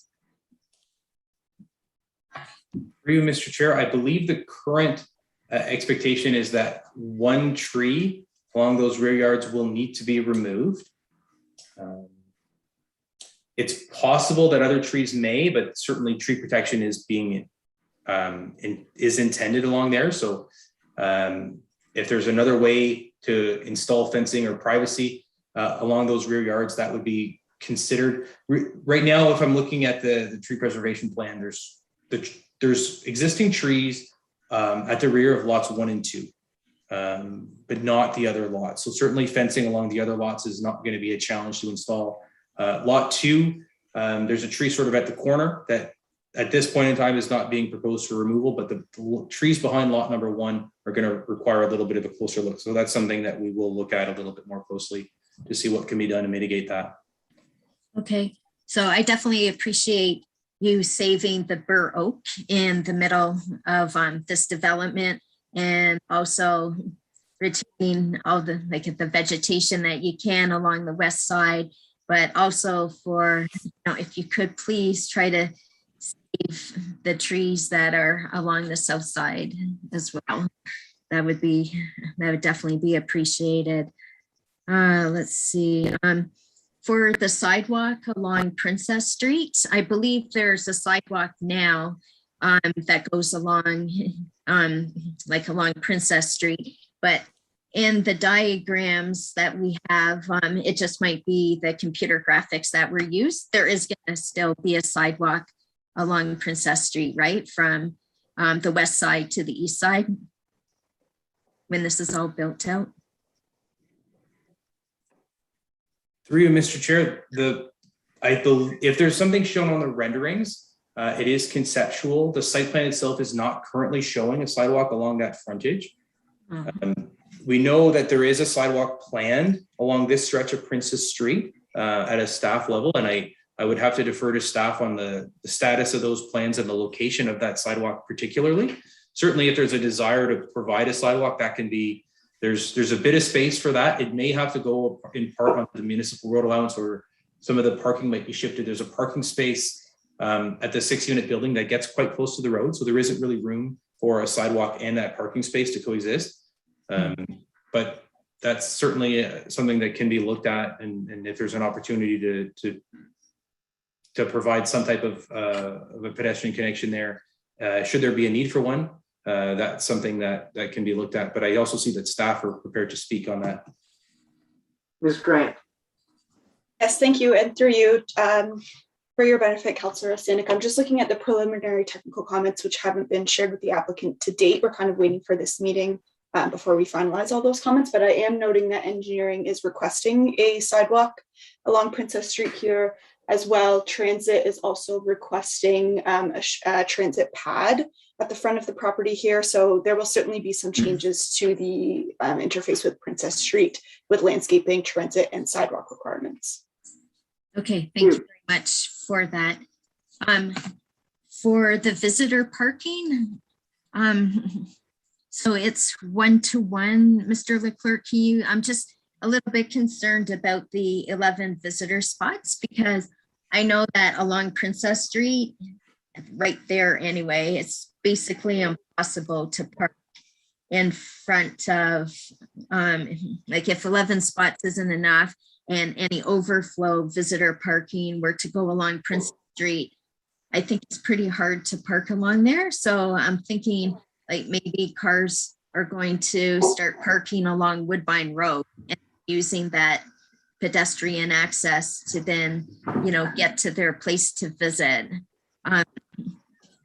Is 11 parking spots, how was that derived? Thank you. And through you, Mr. Chair. The overall proposed number of parking on the site is 96. There's 96 spaces being proposed altogether. There are 80 units. So there's an overage of about 16 units or 16 parking spaces relative to the number of units. I think that works out to about 20% more. So a ratio of about 1.2 per parking space. The zoning bylaw requirements are not sought to be amended, but that's largely because there aren't specific requirements for stacked back-to-back townhouses, because it's not a built form that was contemplated in the zoning bylaw. So 1.2 ratio is a fairly typical requirement that you see, or sort of above 1, sort of a 1.1 to 1.4 when there's a need for visitor parking. 1.2 was arrived at because it sort of represented a little bit more than the existing unit count. Recognizing that not all of that is visitor parking. So the 1.2 ratio includes the 2 spaces per townhouse unit.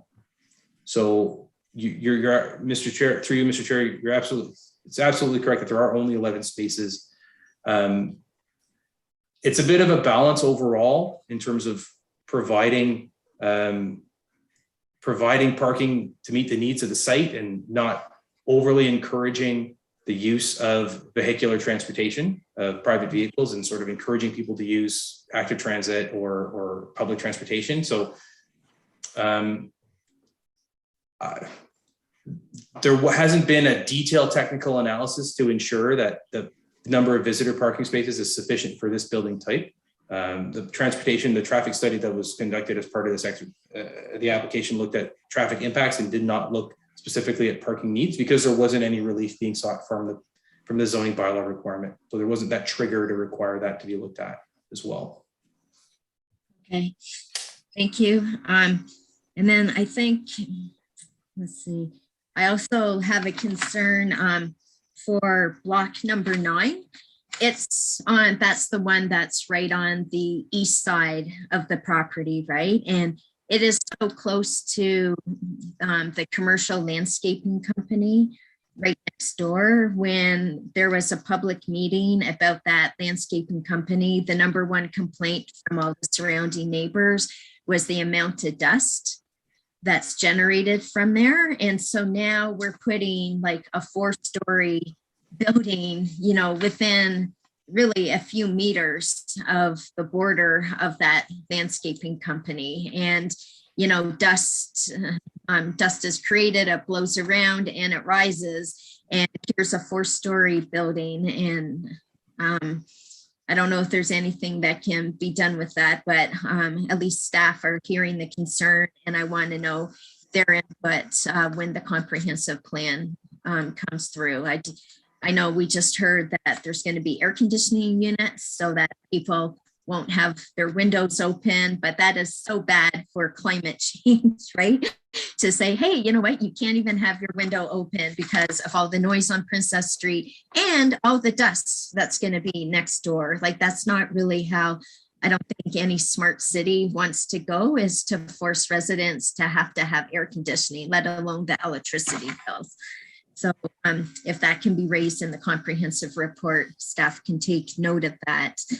I want to also point out that we do have the 55 name petition as part of our addendum about this development. So just for all the residents, a comprehensive report with the recommendation will be coming at some point in time in the future to approve this application or decline it. For the water drainage concerns, just so all the residents that have those concerns can hear, when it's a development, landowner versus landowner in the city, the city does not get involved in that. So when the past owner, was filling in the ditch that used to be there at one time, the city doesn't get involved. That's landowner versus landowner, which means small claims court, which means getting a lawyer, like either representing yourself as small claims court or getting a lawyer. So it's unfortunate that the past owner, filled in the ditch, but that's why the city doesn't get involved. It's landowner versus landowner.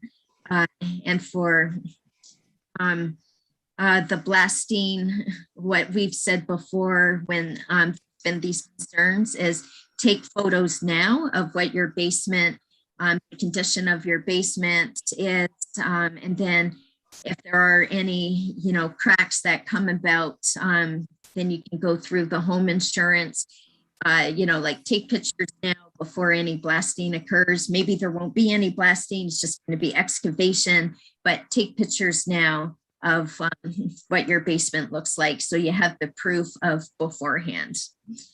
And thanks very much for answering my questions, Mr. Leclerc. Thank you. Anybody else have any questions? Yes, Councillor Kiley. Thank you, Mr. Chair. Through you, I have two quickly to staff, not to the proponent, to our city staff, concerning the increased density that's proposed. One of my questions has to do with climate change, and I'm hoping staff could give us some rationale around what intensification like this means in terms of reducing the city's emissions.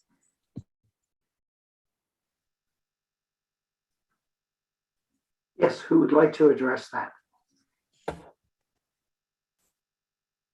Mr. Barr. Thank you, and through you, Mr. Chair. So one of the main themes that seems to permeate through any discussion about climate change and land development, whether we're talking about the city's declaration of climate emergency, our current official plans, direction for sustainability, or the provincial policy statements, direction on preparing for a changing climate. The kind of main theme that percolates or permeates through all of that is increasing urban residential densities and employment densities. And the main factor in considering that is when we have a more compact city, we have a more resilient city.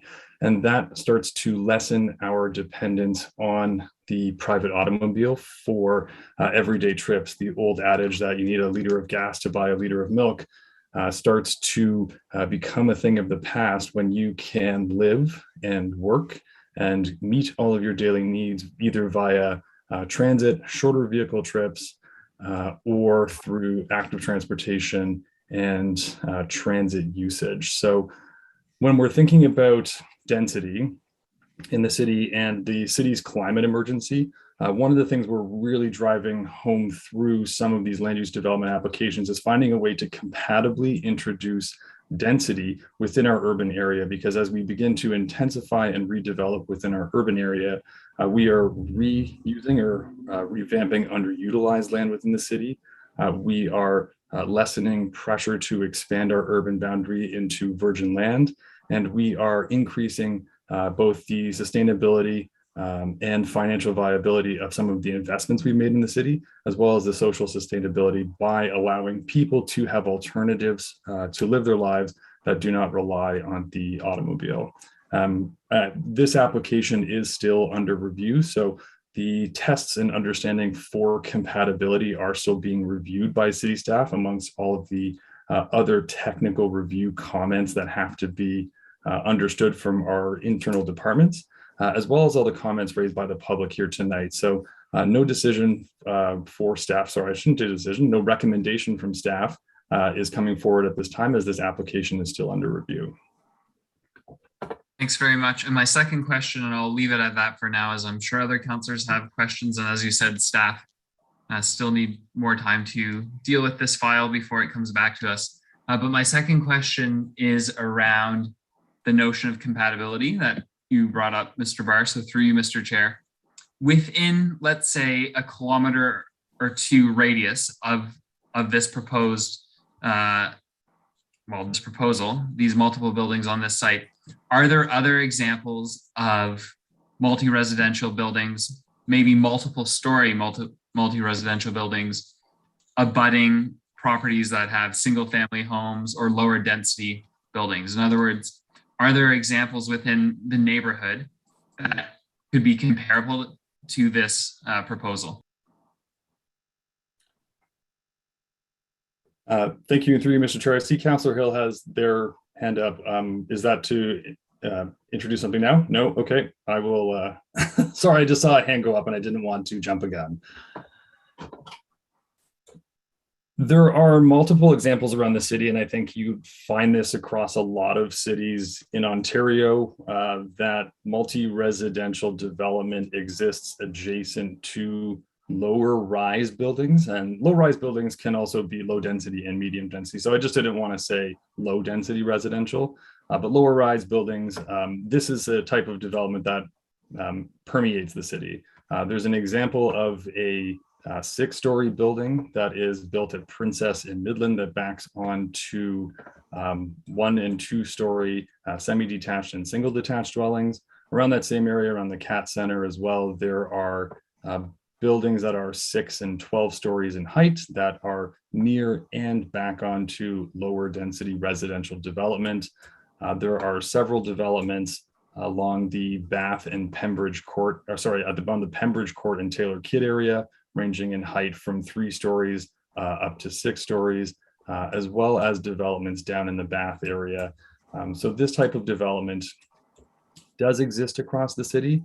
And when we're reviewing the applications that are before us, because we are required to under the Planning Act, our official plan provides guidance on what compatibility means. And so compatibility looks at proposed uses and their ability to coexist with one another in a manner that will not have an undue physical or functional adverse effect on a property.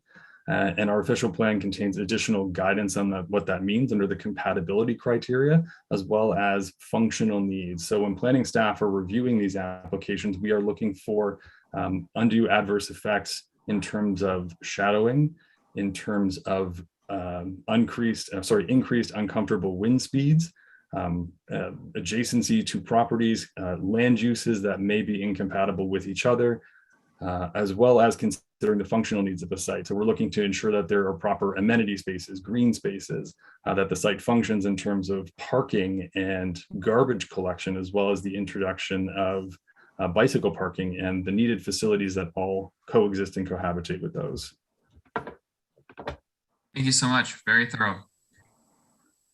Thank you. Councillor Hill, I saw your hand. Thank you. Thank you. Through you, Mr. Chair. A couple of folks mentioned LEED certification. So I just thought it would be useful to explain, why don't we require LEED certification of every development? When do we? And why this project either should or might not employ that.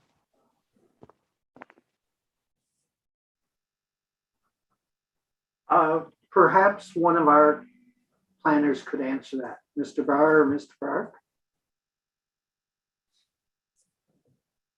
Or Ms. Grant? I was just about to say I can leave that to Miss Grant. Yeah. I'll leave it to Denise for file. Thank you, and through you, Mr. Chair.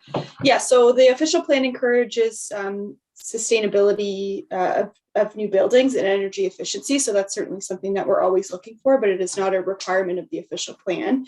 In terms of building standards, the standard is the Ontario Building Code. And so that's always been being improved in terms of what the standards are for a building, but LEED certification is not a requirement for new development in the city. It is something that developers often seek for their own reasons, but it is not a requirement of the city for all new building construction. And I will quickly say, developers sometimes say this is a LEED equivalency construction because it does cost a considerable amount of money to go through the LEED process and get LEED certification. So there's LEED equivalency sometimes as well. Any further questions, Councillor Hill? Okay. Who else would like to ask? If seeing no other hands, Councillor Kiley, can you take the chair? I do recognize you. Now, some of the concerns expressed, I think, were a concept that somehow we weren't meeting our OP, but our official plan. But I see that this is just a zoning bylaw amendment.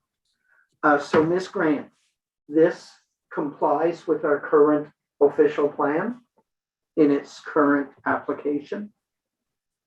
Yes, thank you, and through you, Mr. Chair. So I would say through the pre-application process, we identified that it was likely that this would apply with the official plan in terms of our medium residential criteria, the residential designation, and what uses are permitted in that designation. All that to say, part of the technical review of the applications that we have before us, a big part of our technical review is reviewing the application against our official plan to confirm that all policies are applied with. So the applicant is not seeking an official plan amendment. So through this application, they will need to provide evidence that they comply with all relevant policies of the official plan. So that's the review that we are currently undertaking. Thank you very much. A couple of things. I see that you have roof amenity space.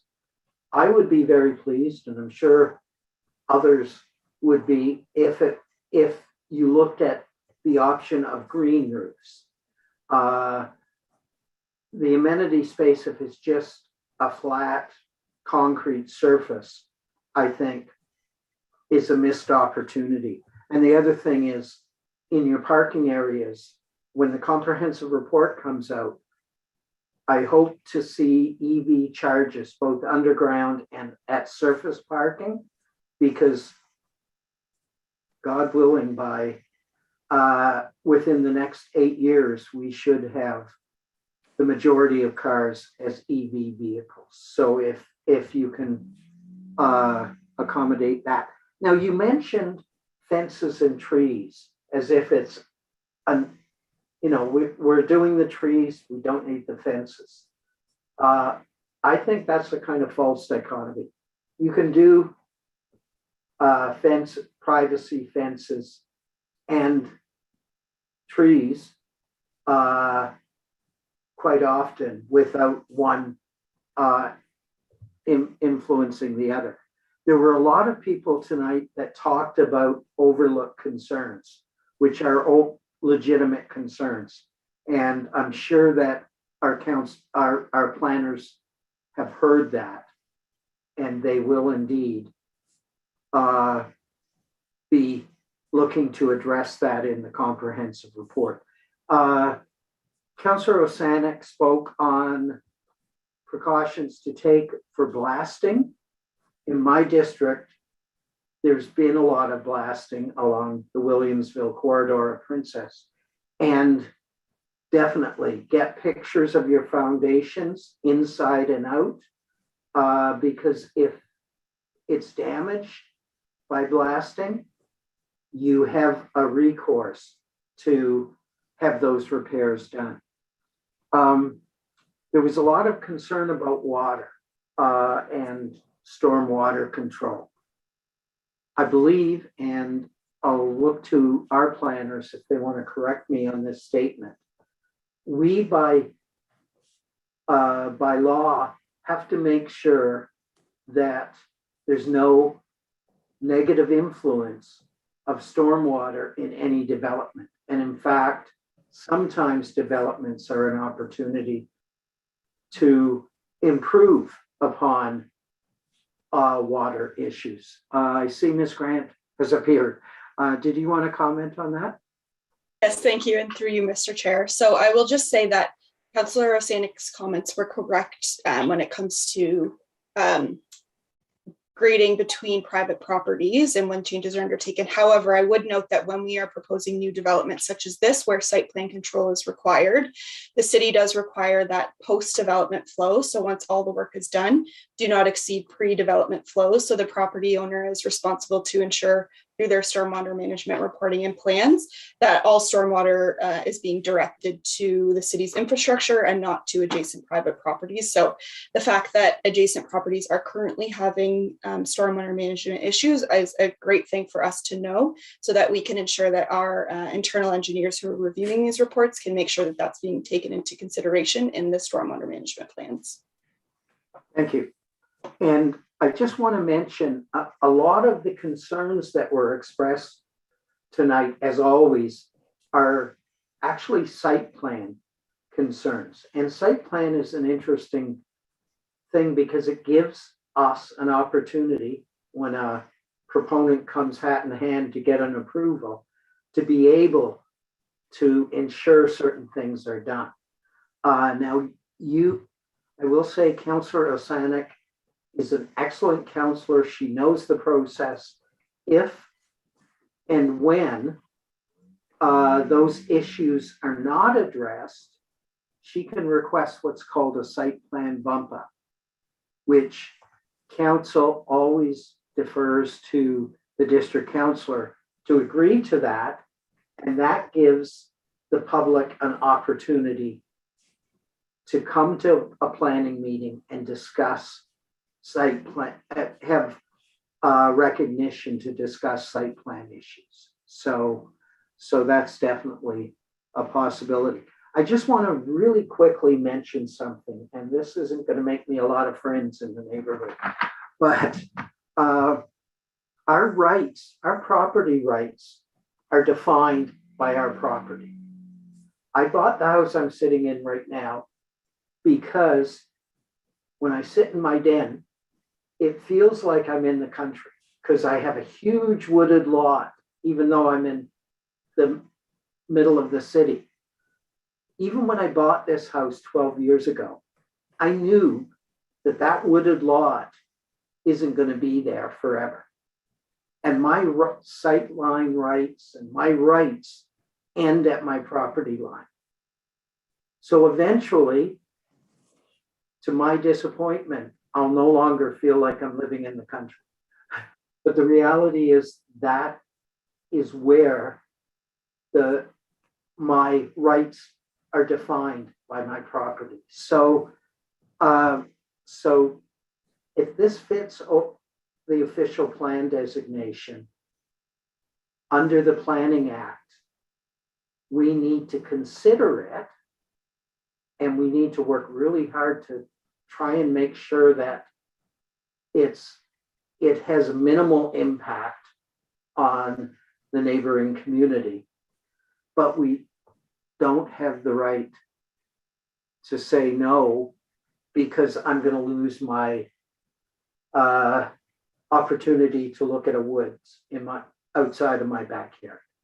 So that's just a cautionary tale, I guess, that needs to be stated.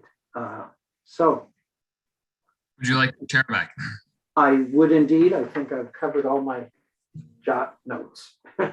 So would any member of our staff or the proponent like to address any of the comments that have been made? I think we've addressed them as they come up.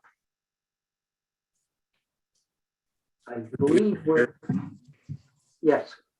Excuse me, through you, Mr. Chair, I just wanted to say, no, I believe we've addressed every comment thus far, but certainly if comments that are received, we can respond to those through staff if they come from the public. And thank you for your time. Yes, and please, members of the public, feel free to contact the city about any concerns you have or you feel haven't been addressed. So, thank you. That's the, seeing no other hands, I'll declare this public meeting completed, and we'll move on to our next public meeting, which is Brownfield's Community Improvement Plan Amendment at 5 Lower Union Street. Madam Clerk. Oh, have we? Oh, there she is. Elizabeth, would you like to make a quick comment about this? Speak to the process here. Mr. Chair, I'll allow Ms. Grant to go ahead and introduce. Perfect. Thank you. Go ahead. Thank you, Mr. Chair, and through you. So I am just going to provide a similar preamble that I did before, so apologies for the repetition, but I know there are likely some members of the public who maybe came on later or did not want to stay for the previous public meeting. So I just wanted to reconfirm that notice was given for this application in accordance with the requirements of the Planning Act as detailed in the report. We have again received a number of pieces of correspondence on this application, and those are included in the public meeting report as well as in the addendum that's in front of you tonight. Once again, this is a public meeting, so staff's report is to provide information on the application, but is not providing any recommendations or decisions tonight. We are here to record any questions. We also have staff from our environment division to answer any questions that pertain to their expertise, but we will leave it to the applicant to provide an overview of the application and what they are seeking. We'll be recording the comments that are taken tonight and addressing them as part of any future comprehensive report. And I will just note that this is a community improvement plan amendment, which is something we don't see as often at planning committee, but in terms of process, it is similar to an official plan amendment, just for context for the committee. So I will leave it at that and hand it over to the applicant's planner. Great. If I could just clarify one thing. This is specifically concerning brownfields, and it's part of that process. We've already had a public meeting with community input, and when the comprehensive report comes to us, that'll be another opportunity to comment on land use planning issues. This is specific to a very narrow topic, which is Brownfield's Community Improvement Plan. So we shouldn't be, if there are public who wish to speak, we shouldn't be wandering into land use planning issues or talking about density or issues like that, because this is specific to brownfields. I believe I got that right. Staff can correct me if I didn't, but Mr. Tao. Right. Thank you very much. All right, thank you, and thanks Elizabeth for the presentation on. So my name is Mark Tao. I'm a registered professional planner with IBI Group, and as the chair ably introduced, this is a public meeting for CIP amendment, so specific to an amendment to the city's community improvement plan, and not specific to any particular development application. So next slide, please. So the subject lands are at 5 Lower Union Street, which is located just south of the downtown on the southeast side of Ontario Street, and fronting on Lake Ontario on the waterfront, and south of the CBD. And next slide, please. So the specific request is an amendment to the city's community improvement plan, which as staff identified is essentially done through an official plan amendment, because a CIP is essentially enabled under an official plan. And there are official plan policies that speak to the community improvement plans, community improvement areas. So the request specifically is to place the property within a project area under the community improvement plan. So the whole of the urban area of the city of Kingston is within the community improvement plan area. And then within the community improvement plan, there are specific project areas. For example, the downtown is within a project area. Block D is within a project area. The prison for women site is in a project area, for example. So the request is to place the subject property within project area 1B, which is part of the Block D project area, or alternatively to create a new project area. And really, it's somewhat of a formal technicality in terms of how the project area best fits with the proposal or with the property and the requested environmental relief. So the CIP amendment would support environmental remediation of the property and then ultimately support redevelopment of the property through related applications for residential development. Next slide, please. So this is a closer image of the property. So this is, as anybody who's aware of the site and the applications, is part of the Deepwater dock that was associated with the Deepwater port within the history of industrial shipbuilding. Currently, the north side of the property is partly bounded by that Deepwater dock and shipyard use, or former shipyard use. The property is currently vacant and has been for many years. Its original history is associated with the working waterfront and the historic industrial shipbuilding associated with the area and with the dry dock. So next slide, please. So I'll take you through a few historic slides just to set the context and establish kind of the industrial history of the site and how the contamination came to be in terms of the previous uses on the site. So part of the property was filled created through the filling of land along the waterfront and creation of a shore wall in the late 1800s. And for the vast majority of its history, it functioned as part of a shipyard, primarily because of the associated dry dock to the north of it, to the right of it in this image, which is now home for the Kingston Great Lakes Marine Museum. The dry dock, which is forming the north part of the boundary of the site, is a National Historic Site and is part of a number of designated buildings on the property to the north as well at 55 Ontario. And next slide, please. This just shows a historic photo while the dry dock was still in use and as part of its working waterfront history. You can see a number of the operations that would have taken place on the pier itself. So the pier, the property in question, is the property on the left in this picture, where you can see a lot of staging going on, mechanical equipment, buildings as well associated with the shipbuilding in the area and on this particular property. Next slide, please. It shows another image of the dry dock itself. So in the foreground at the bottom of the picture is the subject property, again showing some of the industrial shipbuilding history there. And then the background there is the currently existing home of the Marine Museum with the chimney and some of the existing original buildings. Next slide, please. So the property itself, which is in the image designated as A, which is the Lower Union Wharf under the designation. So this is part of a Part 4 Ontario Heritage Act designated property. The dry dock itself, as I said, is a National Historic Site of Canada.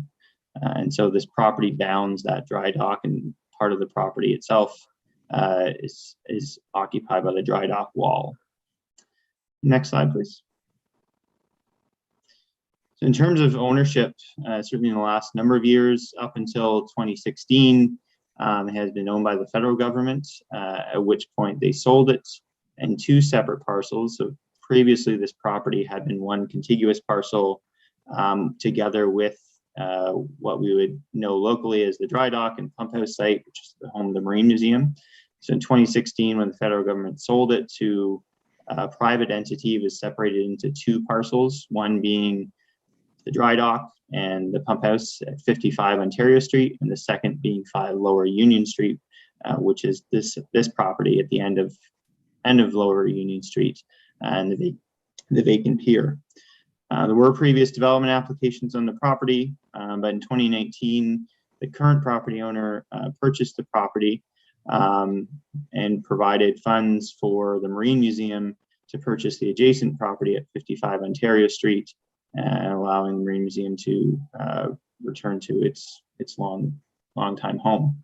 And then in 2021, new development applications were submitted for the subject property, and including the CIP amendment application. Next slide, please. So in terms of the intended use for the sites, post remediation, it's intended to be used for residential, and it's appropriate in terms of its location with respect to the downtown, highly walkable. The remediation and redevelopment of the site would allow the adjacent cultural heritage value of the pier on 55 Ontario Street and the dry dock to be maintained and restored.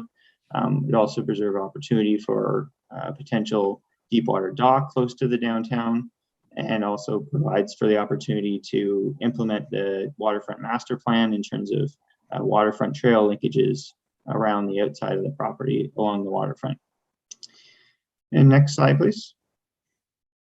So as I noted, there are related applications, official plan and zoning bylaw amendment to allow for a 68-unit rental apartment building as part of those separate applications. And next slide, please. So this is just an image showing the site, and then this is with the contemplated or the development proposed under the related applications. I'll just highlight the waterfront trail, which is intended to go around the outer edge of the pier in accordance with the waterfront master plan for this site and for the related site at 55 Ontario. And next slide, please. So as I said, the CIP amendment is specifically to either expand project area 1B, which is largely what we would know as block D to the north, or to create a new project area 1D probably, in the ordering of things.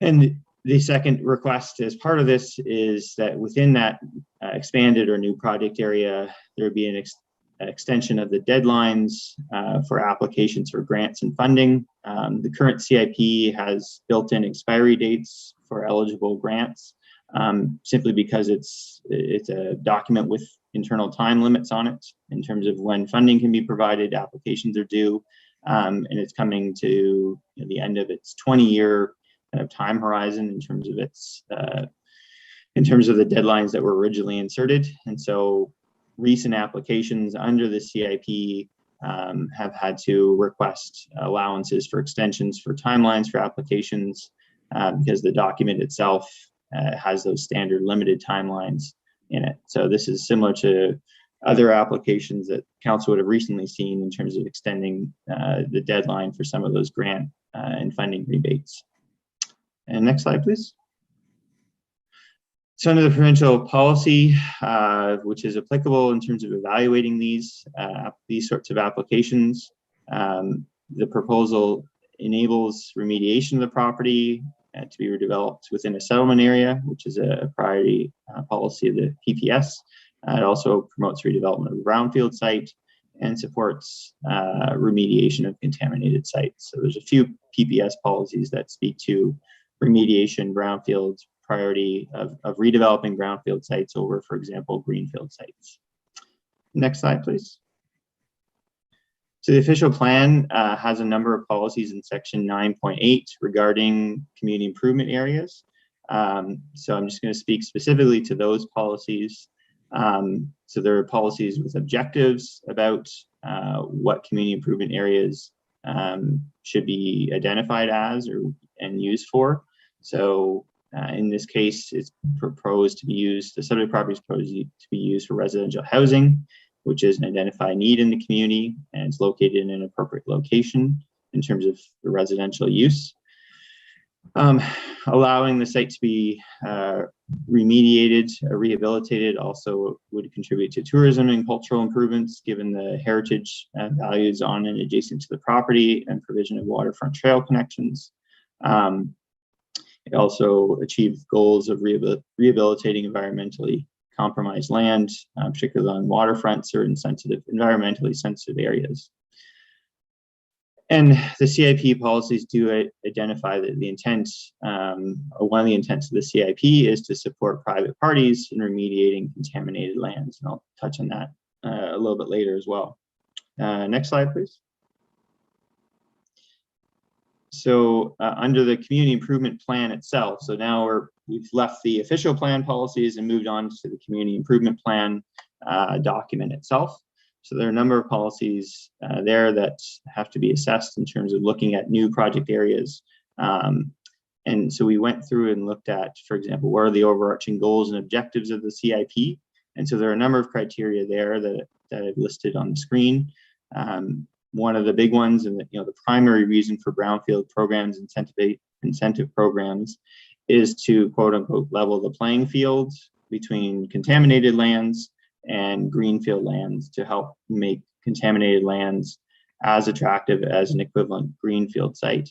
And so that's part of the intention of including contaminated lands in a CIP is to help achieve that goal. In this case, the property itself is well located. It's in a well-serviced area downtown, highly walkable. Existing infrastructure services are available. Allowing it to be redeveloped or enabling its redevelopment also helps to increase tax assessment, property tax revenue for what would otherwise be a highly valuable downtown waterfront site. It also helps to rehabilitate a waterfront site and to provide for public waterfront access. Next slide, please. So some of the other considerations under the CIP include the history of industrial contamination on the sites, and particularly looking at the downtown has been is the kind of priority area, which is project area 1 in the CIP. And so this being close to the downtown in that same context helps to achieve that goal in terms of revitalizing the downtown area. So the question, I guess the reason why this application has been filed is particularly because the CIP recognizes that there are a number of contaminated sites that were previously owned by the federal government, provincial government, or are currently owned by them. And the municipality, having limited resources, didn't set up the Brownfield program to specifically help clean up federally owned sites, provincially owned sites, where that level of government probably has more resources to pay for that cleanup itself, whatever the ownership history happens to be. And so in the CIP, there's a policy that says that properties won't be eligible for inclusion in the CIP if they've been owned by an upper level of government within the last 10 years. In this particular case, why the application has been brought forward is because of the connection to the Marine Museum and the dry dock and the significant cultural heritage on the site. So when the federal government was looking at disposing of this property in 2015, in which they later did sell it in 2016, the city had considered how they could help achieve a positive outcome from the sale of that property, particularly with respect to community benefits that might arise. One of them was support for the Marine Museum. So if a potential property buyer or developer were to support the Marine Museum's continued stay on their property in their buildings, that would be viewed as a positive contribution of the private property owner that would be given consideration if they were to ask to be included in a CIP project area. other criteria that staff had suggested in the report that could be considered by council for a request to add the property to the CIP included having a property that's subject to peer review to ensure architectural excellence in whatever is eventually developed on that property, to allow for the option of deep water docking for a downtown deep water cruise ship port, and also to provide meaningful and accessible public access to the waterfront. So that's really why this application is before the city, is because this particular property, although it's been owned by the federal government in the last 10 years, there are these unique attributes to this property where there's an opportunity for community benefits to be provided and for it to be a positive, create a positive attribute in the downtown. And so that's the intention behind the request here, is to demonstrate how that's been done or how that will be done. And next slide, please. So in terms of the public waterfront access, so the related Planning Act applications do contemplate providing or implementing the waterfront master plan for the property, which identifies having a continuous public walkway around the outside of the pier, as well as a shortcut kind of connection along the west side, behind any development. So that's proposed to be provided. And next slide, please. Point of order. Yes, Councillor Kylie. Thank you, Mr. Chair. Through you, if I could ask you, is this in order to hear about what's proposed? I thought we were just talking about the potential of moving into the CIP. I agree. There's a lot of repeat from the earlier statutory meeting that we held. Mr. Chow, if you can keep this focused on the Brownfields application rather than repeating what we've heard already and what will be coming forward in the comprehensive, that would be much appreciated. We've all gone through 2 very long nights of meetings, so I would appreciate that. Thank you, Councillor Kylie. No, I appreciate that. And I'm bringing that up for a specific reason, because it's tied directly to the request, the eligibility, I guess, or the request to include this property in the CIP in terms of the criteria to include the property, or the merits of including the property in the CIP are tied to providing. No further explanation is required. If you can, I believe you have one more slide after this one. Yeah, so just clarifying that. So in terms of other community improvement plan policies that apply, the community improvement plan itself, a property in the project area is eligible, though not guaranteed, but eligible to request financial incentives related to remediation, study, as well as follow-up testing. And so that's part of what would be included with the program. And also to satisfy certain other criteria that are listed in the CIP for new or revised project areas, which this property also satisfies. So next slide, please. So in conclusion, the amendment to the CIP, we believe, is consistent with the PPS, conforms to the official plan policies, and is also consistent with the intent of the CIP, taking into consideration community benefits provided by the applicant and a future development project. Thank you very much. If you have any questions, happy to answer. Thank you.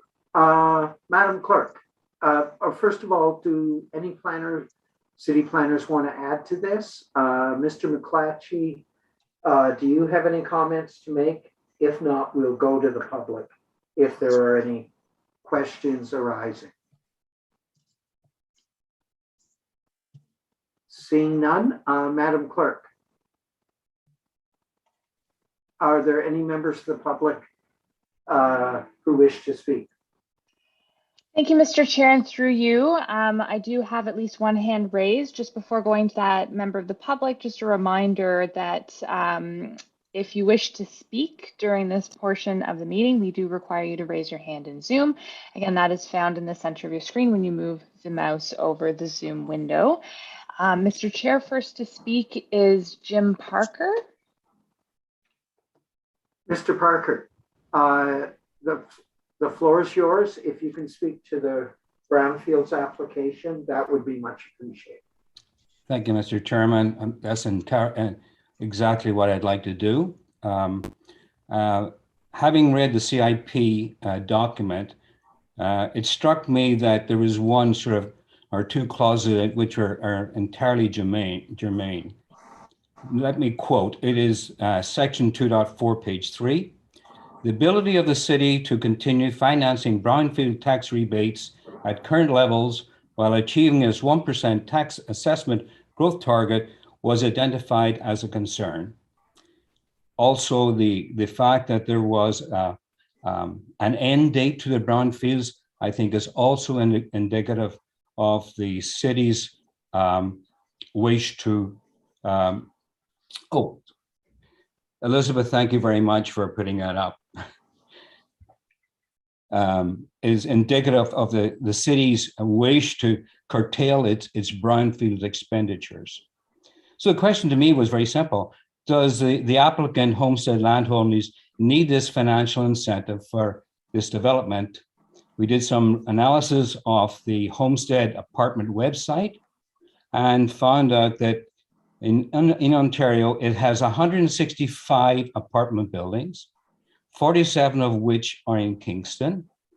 And according to our counting, and we didn't exaggerate these, or they're actually taken from their website, there are 4,839 apartments, and the average monthly rental was $1,717. So the annual monthly income in Kingston is 8.3 million for an annual total income of almost $100 million.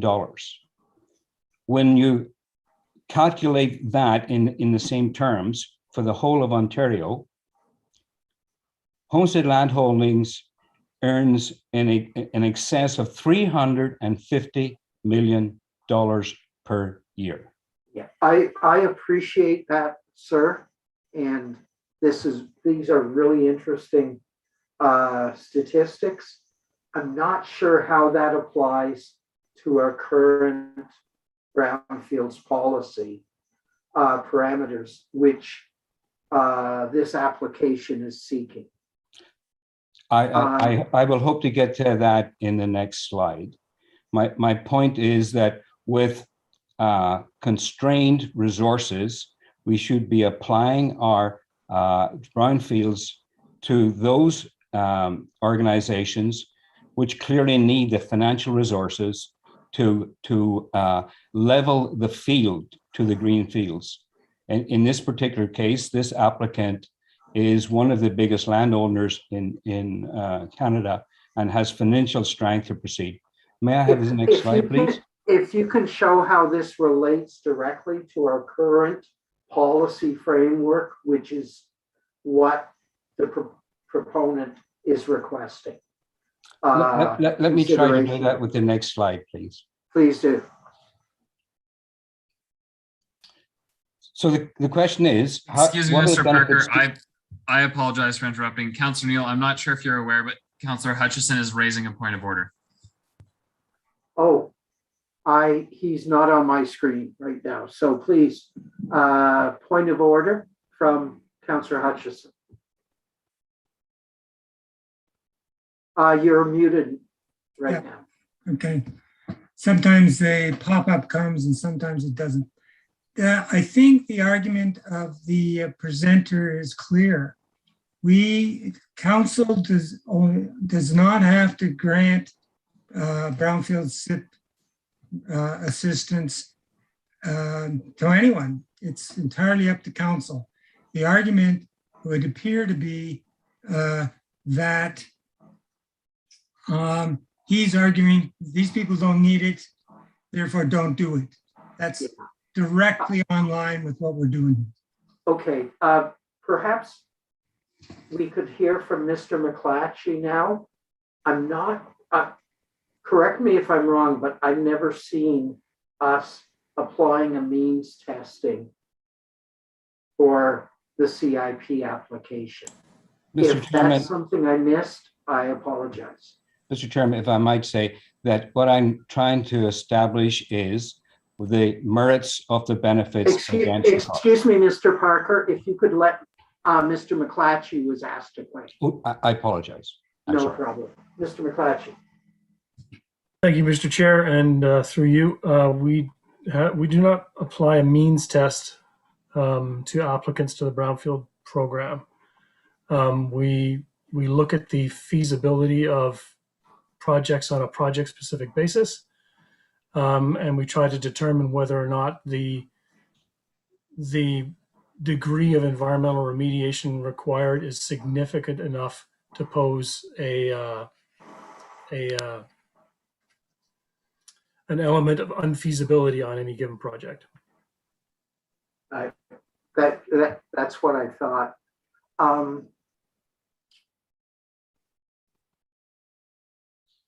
Mr. Parker,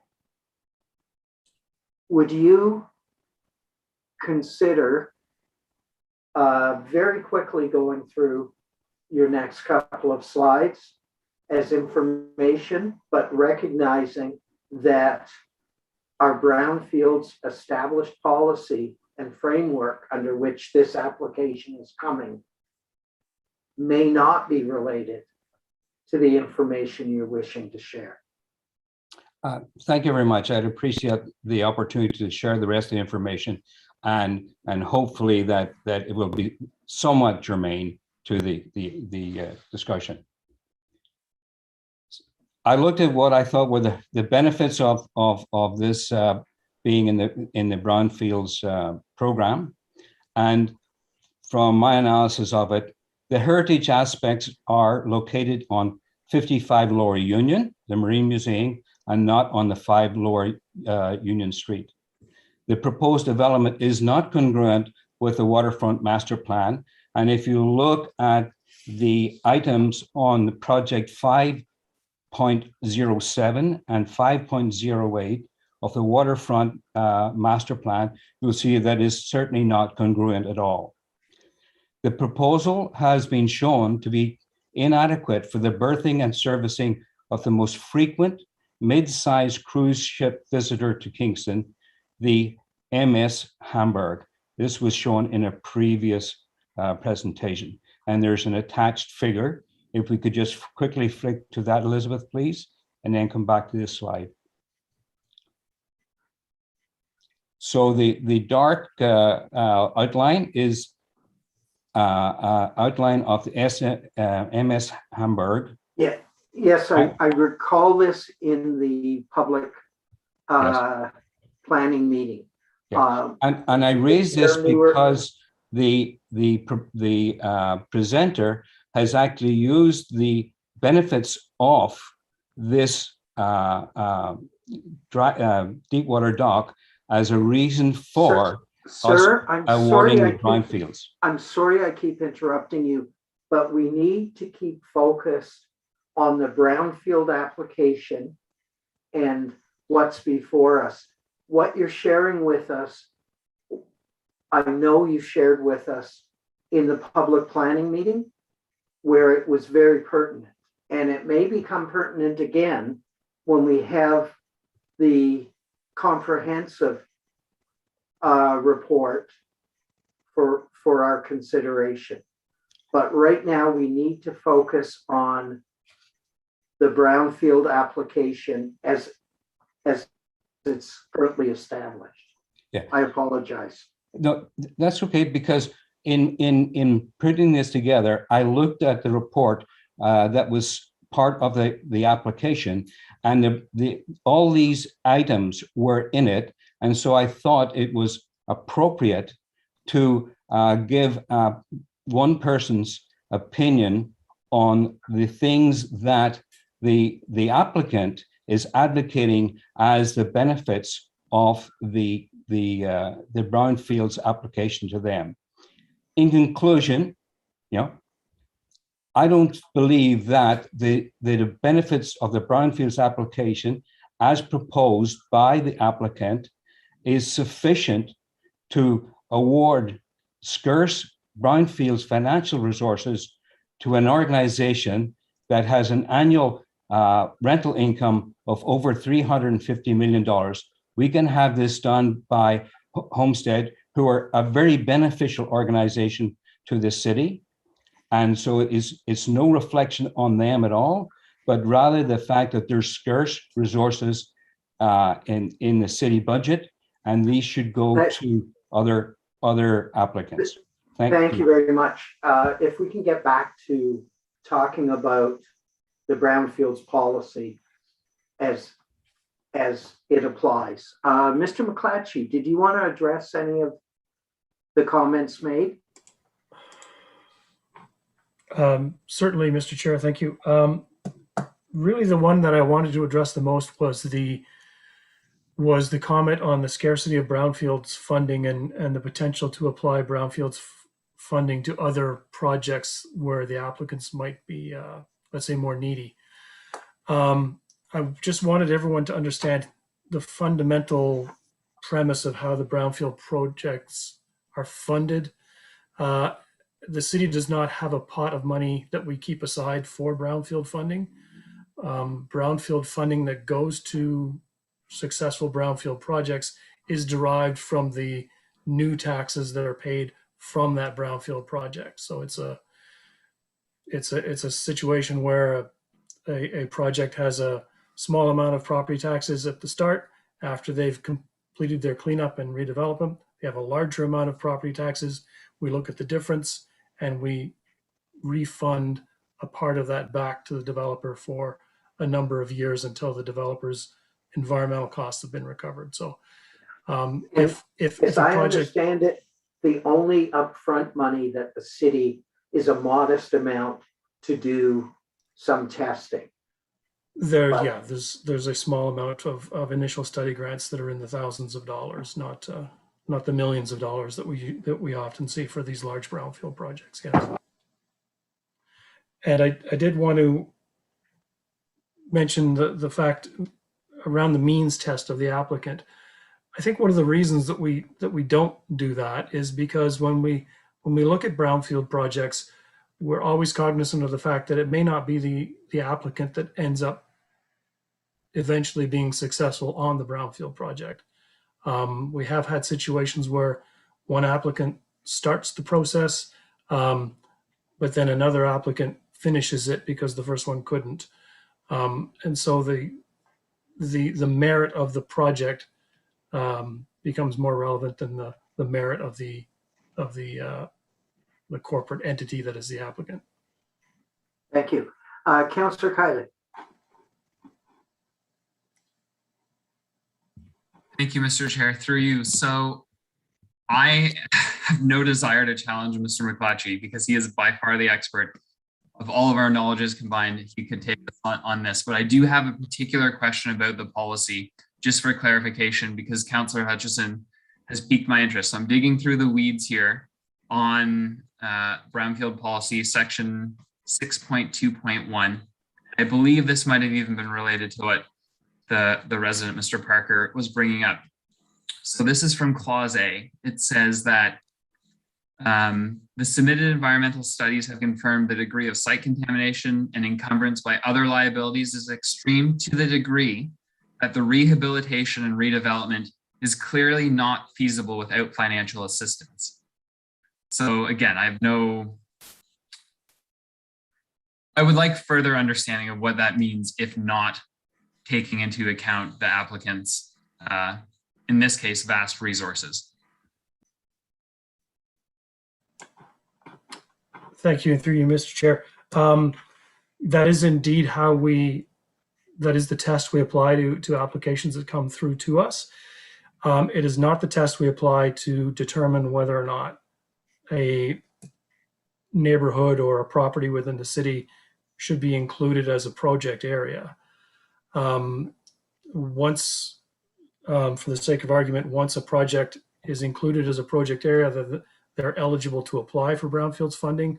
Once that application takes place, then we're able to get into the details of the remediation program, how much it's going to cost, whether those costs are reasonable, and then looking at the pro forma of the actual development to see whether or not those costs represent a severe encumbrance to the feasibility of the project. We've satisfied ourselves at this stage that the project is severely contaminated and will need significant remediation. And we know that that's going to be in the order of magnitude of millions of dollars, not thousands.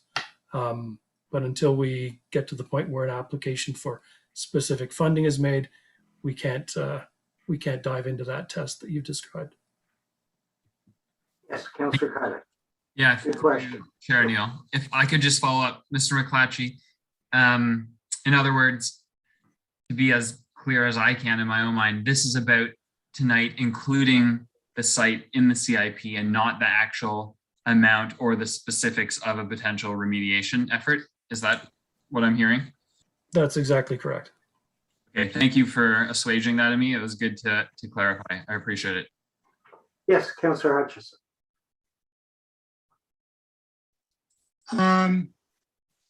I agree with you, Mr. McClatchy. This is my question, that you've described there is no pot of money, and that you've described the workings of the Brownfields policy as it's applied after council decides that we're actually going to do it in each case. So my first question is, I do not believe there's any obligation of the city to grant anybody a Brownfields SIP application. Is that not correct? That is correct. Right. The second thing is, as has been told, as we've been told by council's been told before, each time the city allows for a SIP, there's a certain amount of liability, financial consideration worked out through the treasurer and finance office. And there's a limit to what we can do. Indeed, in a case we can discuss offline someday, the CAO, not this CAO, the previous one, said to us, we've looked at this closely, and the returns are difficult to justify at that particular moment and ongoing. And we have to be careful. Is that not also accurate? Through you, Mr. Chair, the concerns that are expressed over the city's ability to afford the Brownfield program or any particular Brownfield project that might come along for approval relates to the 1% growth assumption that we put into our annual budgets. So if for instance, all of the 1% growth was contained within Brownfield projects, then the city would not receive that 1% growth money during the period when Brownfield projects were having the rebates paid back. And that's the concern that's expressed. And that concern is managed by our financial services department, of course. So they do keep track of our obligations with respect to future Brownfield rebates, so that they can manage that over the long term. Great, thank you. And it seems to me that's precisely the point that Mr. Parker was making, or one of a number of points. And he also made a number of points, because I wrote similar things down myself. Not the 1%, that I give him credit for that. So looking that up and recognizing there's, you have to deal with this with some prudence. So that's the only point at this point I wanted to make. Thank you. I believe there's another member of the public. Point. There's another member of the public with their hand up. So if Madam Clerk can, it's Mr. Mitchell. The floor is yours. Thank you very much. I'd first like to state that I'm a big fan of community improvement plans, and I'm a big fan of brownfield redevelopment as a strategy. for leveling the playing field and making sites that would not otherwise be developed. That's good community value, and it's something the community should support. However, it's also important to recognize that the property being developed has to be of value to the community, and that the development that's being proposed has to be perceived as an improvement by the community. I'm not sure that's the case that we see here, without getting into the details about the development itself. I had a question with regard to, which was raised in my mind by Mr. McClatchy, but then later answered by Mr. McClatchy. So as I understand it, the demonstration of infeasibility of the pro forma without brownfield development is part of the brownfields process and not part of the designation of the CIP, which we're talking about here tonight. So I'll put that question aside. My other questions, I have two questions. One is the remediation that's required for this site a function of the development which is being proposed, or is it a function of its existing condition and public safety, irrespective of the development that's happening or not happening on it? In other words, if there's $5 million of redevelopment of remedial work to be done here, is that $5 million necessary because you want to build an apartment building on it? Or is it $5 million of work that needs to be done regardless of whether or not you build an apartment building on it? My second question is whether or not the donation of the land for the museum or the money for the museum to purchase the property, which is laudable and commendable and a wonderful community gesture for which they should be congratulated. But does that donation have any relevance to this discussion on the CIP? I'm not sure that it does. Yeah, can I just, again, it's kind of putting us in an awkward position, because the reality is that all that we're talking about tonight is applying the brownfield protocol. Does this site qualify? It has nothing to do with the future planning, the comprehensive plan that will come to us.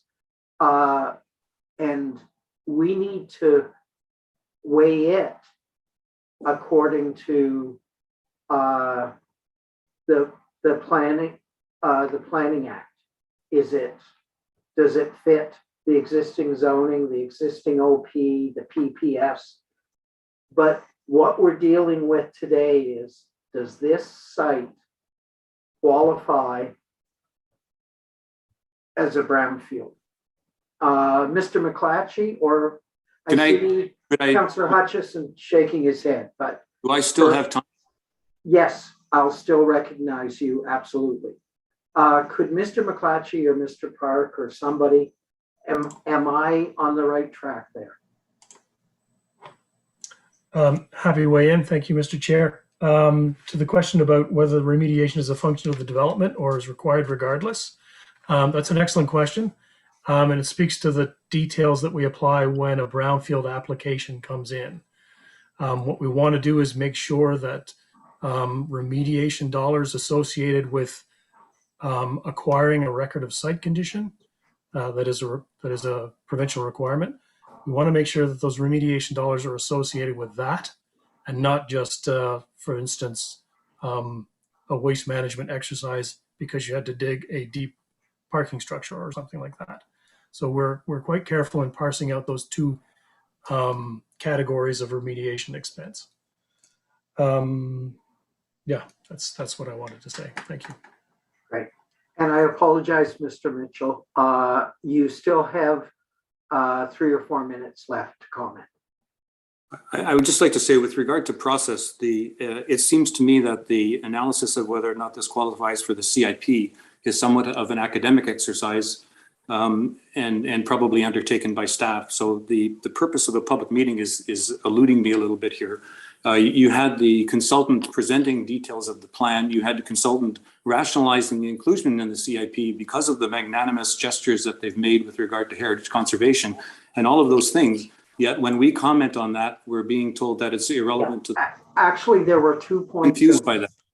There were 2 points of order raised, and I commented on the fact that we need to be focused on only what's before us and not the planning issues. And I agree with you. It was frustrating to kind of get into repeating all of the perceived merits of the project that are related to the planning application. This today should only be based upon whether this qualifies as a brownfield site. And I see Councillor Hutchison shaking his head.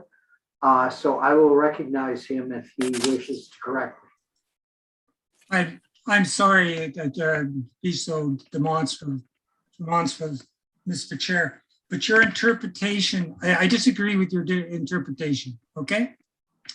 The reason why the planner for the developer made the arguments he did, because he's on topic. If we look at the, what we're doing here is they're making an application for an amendment to this Brownfield SIP plan. Why? Because they don't apply now. So the city deliberately took it away from this property a few years ago. And partly for the reasons about financing and prudence and all that. And there's a series of reasons, of which two councillors present tonight weren't there, but I can assure you that's what it was. So why would Mr. Toe make that argument? Because he's trying to show that it's worthy of support. And what Mr. Mitchell and Mr. Parker are trying to say is, no, it's not. So all the arguments about that, and I wrote down the water, I didn't have all their points, but I did write down the waterfront master plan, the current zoning. These are all questions I've got. And that's because everything's in play. I mean, we're all tired and all that, but the arguments, they all mesh together, Mr. Yeah. Todd. Again, if I could two ask, people are on the other. if I could ask Mr. Park or Mr. McClatchy to comment on that. I am willing to be corrected, but my understanding was that tonight we were looking at a very objective thing, which is, does this qualify? And Mr. Mitchell, I apologize that we've kind of gotten off track here. I do recognize you, but I see a point of order. Yes, Councillor Hill. Thank you, Mr. Chair. I just, there's not that much more information that needs to be, that's going to be provided by these, by either the residents. We've already heard from Mr. Tao. I just think let's put all the information out on the floor. We can sort these academic arguments out later when it has to be considered at the next meeting. So I'm proposing that we allow Mr. Mitchell just to finish, and then we can sort that stuff out later.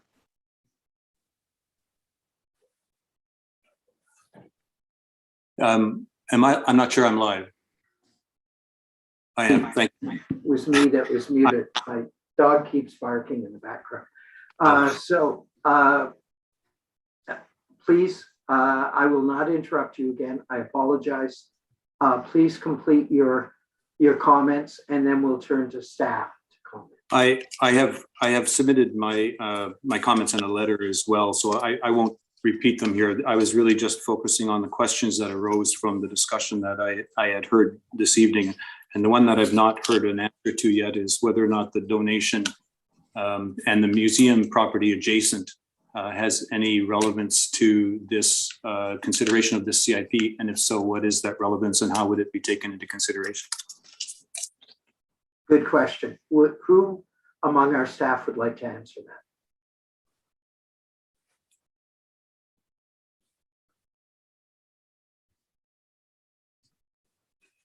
Through you, Mr. Chair, I'll take a stab at that. Only to say that as part of City Council's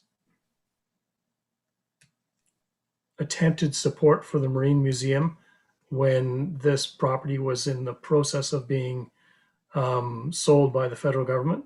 The city did express an interest in extending the CIP project area to this property in exchange for a number of community benefits. One of them included preservation of the Marine Museum. And that was a previous decision that was made. Yeah, I believe that was in 2016. Yeah.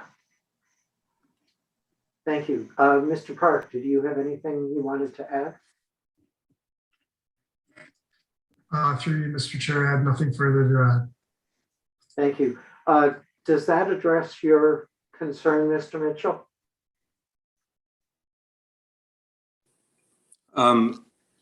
Not really. I understand the value of that decision in the context in which it was made.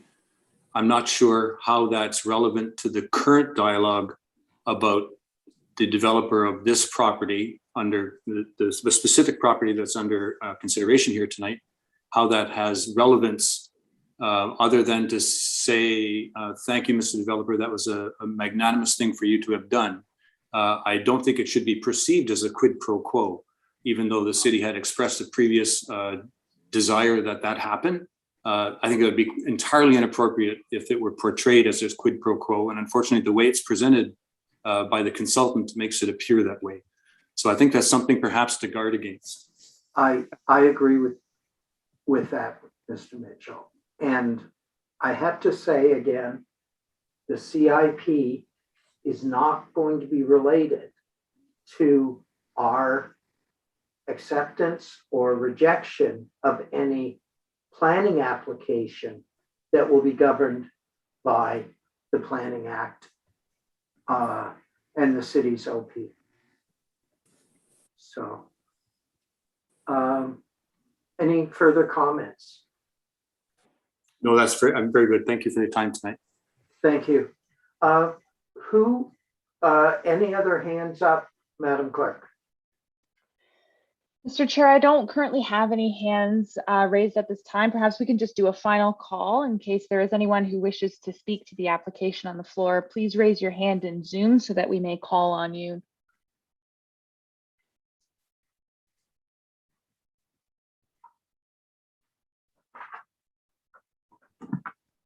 Mr. Chair, we have no further hands. No problem. I'll turn to the committee. Are there any further comments that people would like to make regarding this? Yes, Councillor Kiley, then Councillor Hutchison. Thank you, Mr. Chair. Through you, it's a comment and it's not a question. I just want to augment what Councillor Hill said. Perhaps we can clarify the exact parameters going forward. So that's better for us and for the community. And I think maybe you've said that as well. Just wanted to add my voice to it. Thank you. Councillor Hutchison. Thank you, Mr. Chair. This is directed to staff, Mr. Park, I presume. I think there's a fundamental difference in the type of decision we're making here.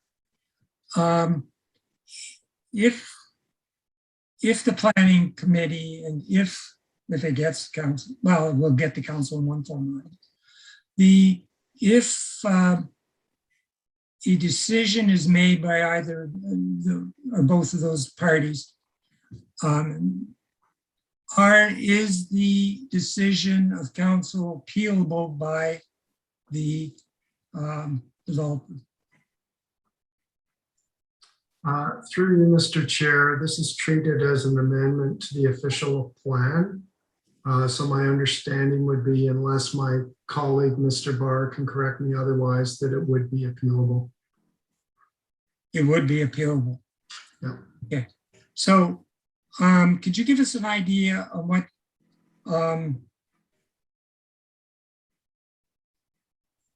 why it would be, on what grounds it could be appealable? Through you, Mr. Chair, application has been made to be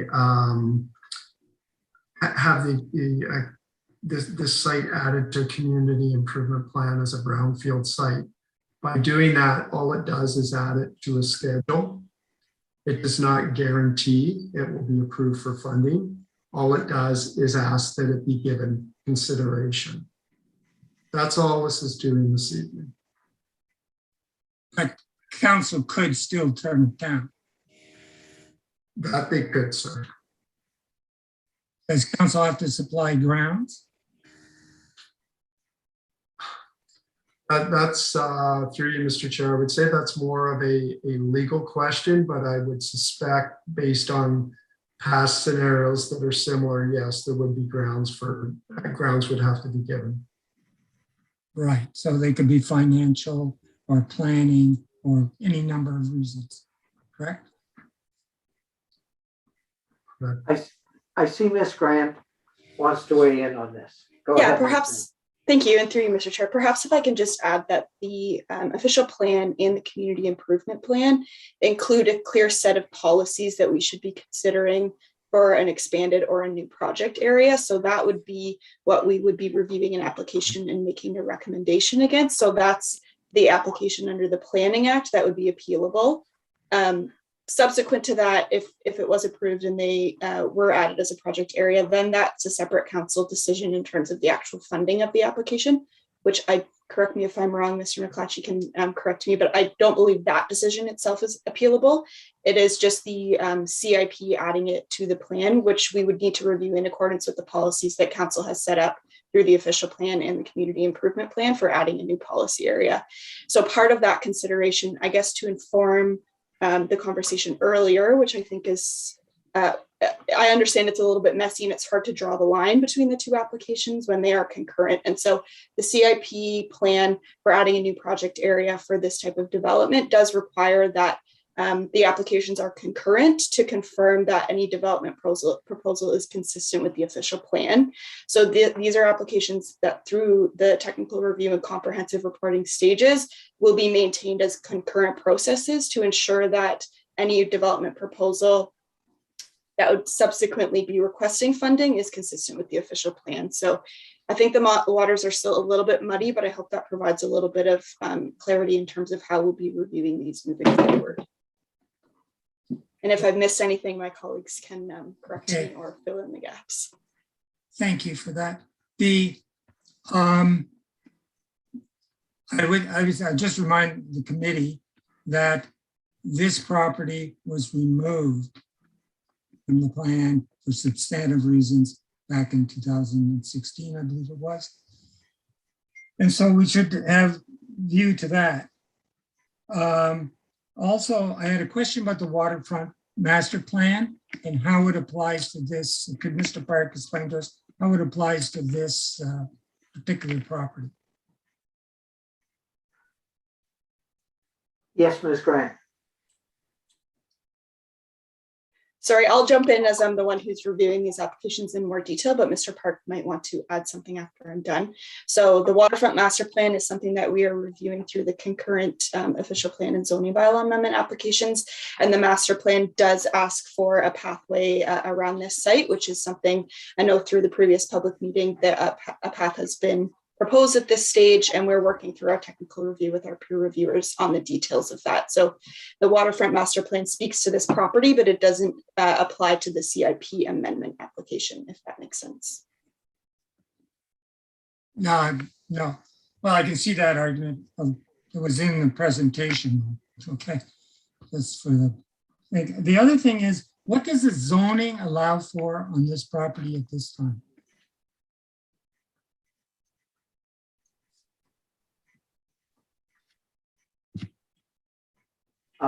Who would like to answer that? And just a quick question. We're all exhausted. We've had a crazy week, but is that a question regarding brownfield designation criteria, or is that a question more related to the planning approvals process?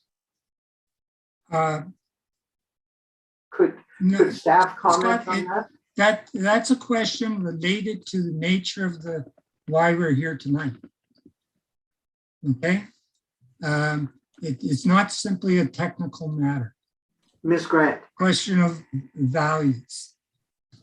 Thank you, through you. The property is currently zoned a harbor zone under the downtown zoning bylaw, so it permits a number of commercial and non-commercial uses related to marine uses. So things like marinas, restaurants, marine service facilities, those types of uses. So it'll clearly need a zoning Right, Yes, so so through, and an OP amendment. that's right, that's right. So it has a height restriction embedded in those zoning considerations. Through you, yes, this current maximum building height is 2 stories. Thank you. Thank you. Madam Clerk, are there any other hands waving? No, Mr. Chair, I do not see any members of the public with hands up at this time. And I don't see any other hands up from the committee. So I will declare, oh, Mr. McClatchy. Thank you, Mr. Chair. I just wanted to jump in here just to provide a clarification that this property has never been in a CIP project area. In 2016, it was considered, council considered allowing it to be part of a CIP project area in exchange for several pieces of community benefits, but that never happened. So it has never been in a CIP project area, and presumably it was never included in the CIP project area 1B because in 2005, when that project area was created, this was all federally owned land. I just wanted to. Thanks for that clarification. Thank you. So, seeing no further hands up, I'll declare the public meeting completed, and we'll quickly go to our Planning Committee meeting number 27-2021, which has no actionable items. So I'm going to raise down the agenda. I'll call the meeting to order. Approval of the agenda, mover and a seconder. Thank you, Councillor Osanek, Councillor Kiley. All those in favor? Carried. Confirmation of minutes from November 4th. I move. Yes, Councillor Hill. Sorry, Mr. Chair, I do believe Councillor Hill was notified. I was just asking that the addendum be included. You were going a little bit fast there for me. Yes, it's been a long week. Yes, approval of the agenda, including the addendum. All those in favor? And we'll have the same mover and seconder. Confirmation of minutes from November 4th. A mover and a seconder. Councillor Hill and Councillor Kiley. All those in favor? Carried. Disclosure of pecuniary interest. I don't think any of us are buying waterfront properties, so I don't see any hands. Delegation. We have none. Briefings, we have none. Business, we have none. Motions, we have none. Notices of motion, seeing none. Other business, seeing none. Correspondence. Date of our next meeting, December 2nd at 6 p.m. Motion to adjourn. Councillor Hill and Councillor Osanek, excuse me. All those in favor? Carried.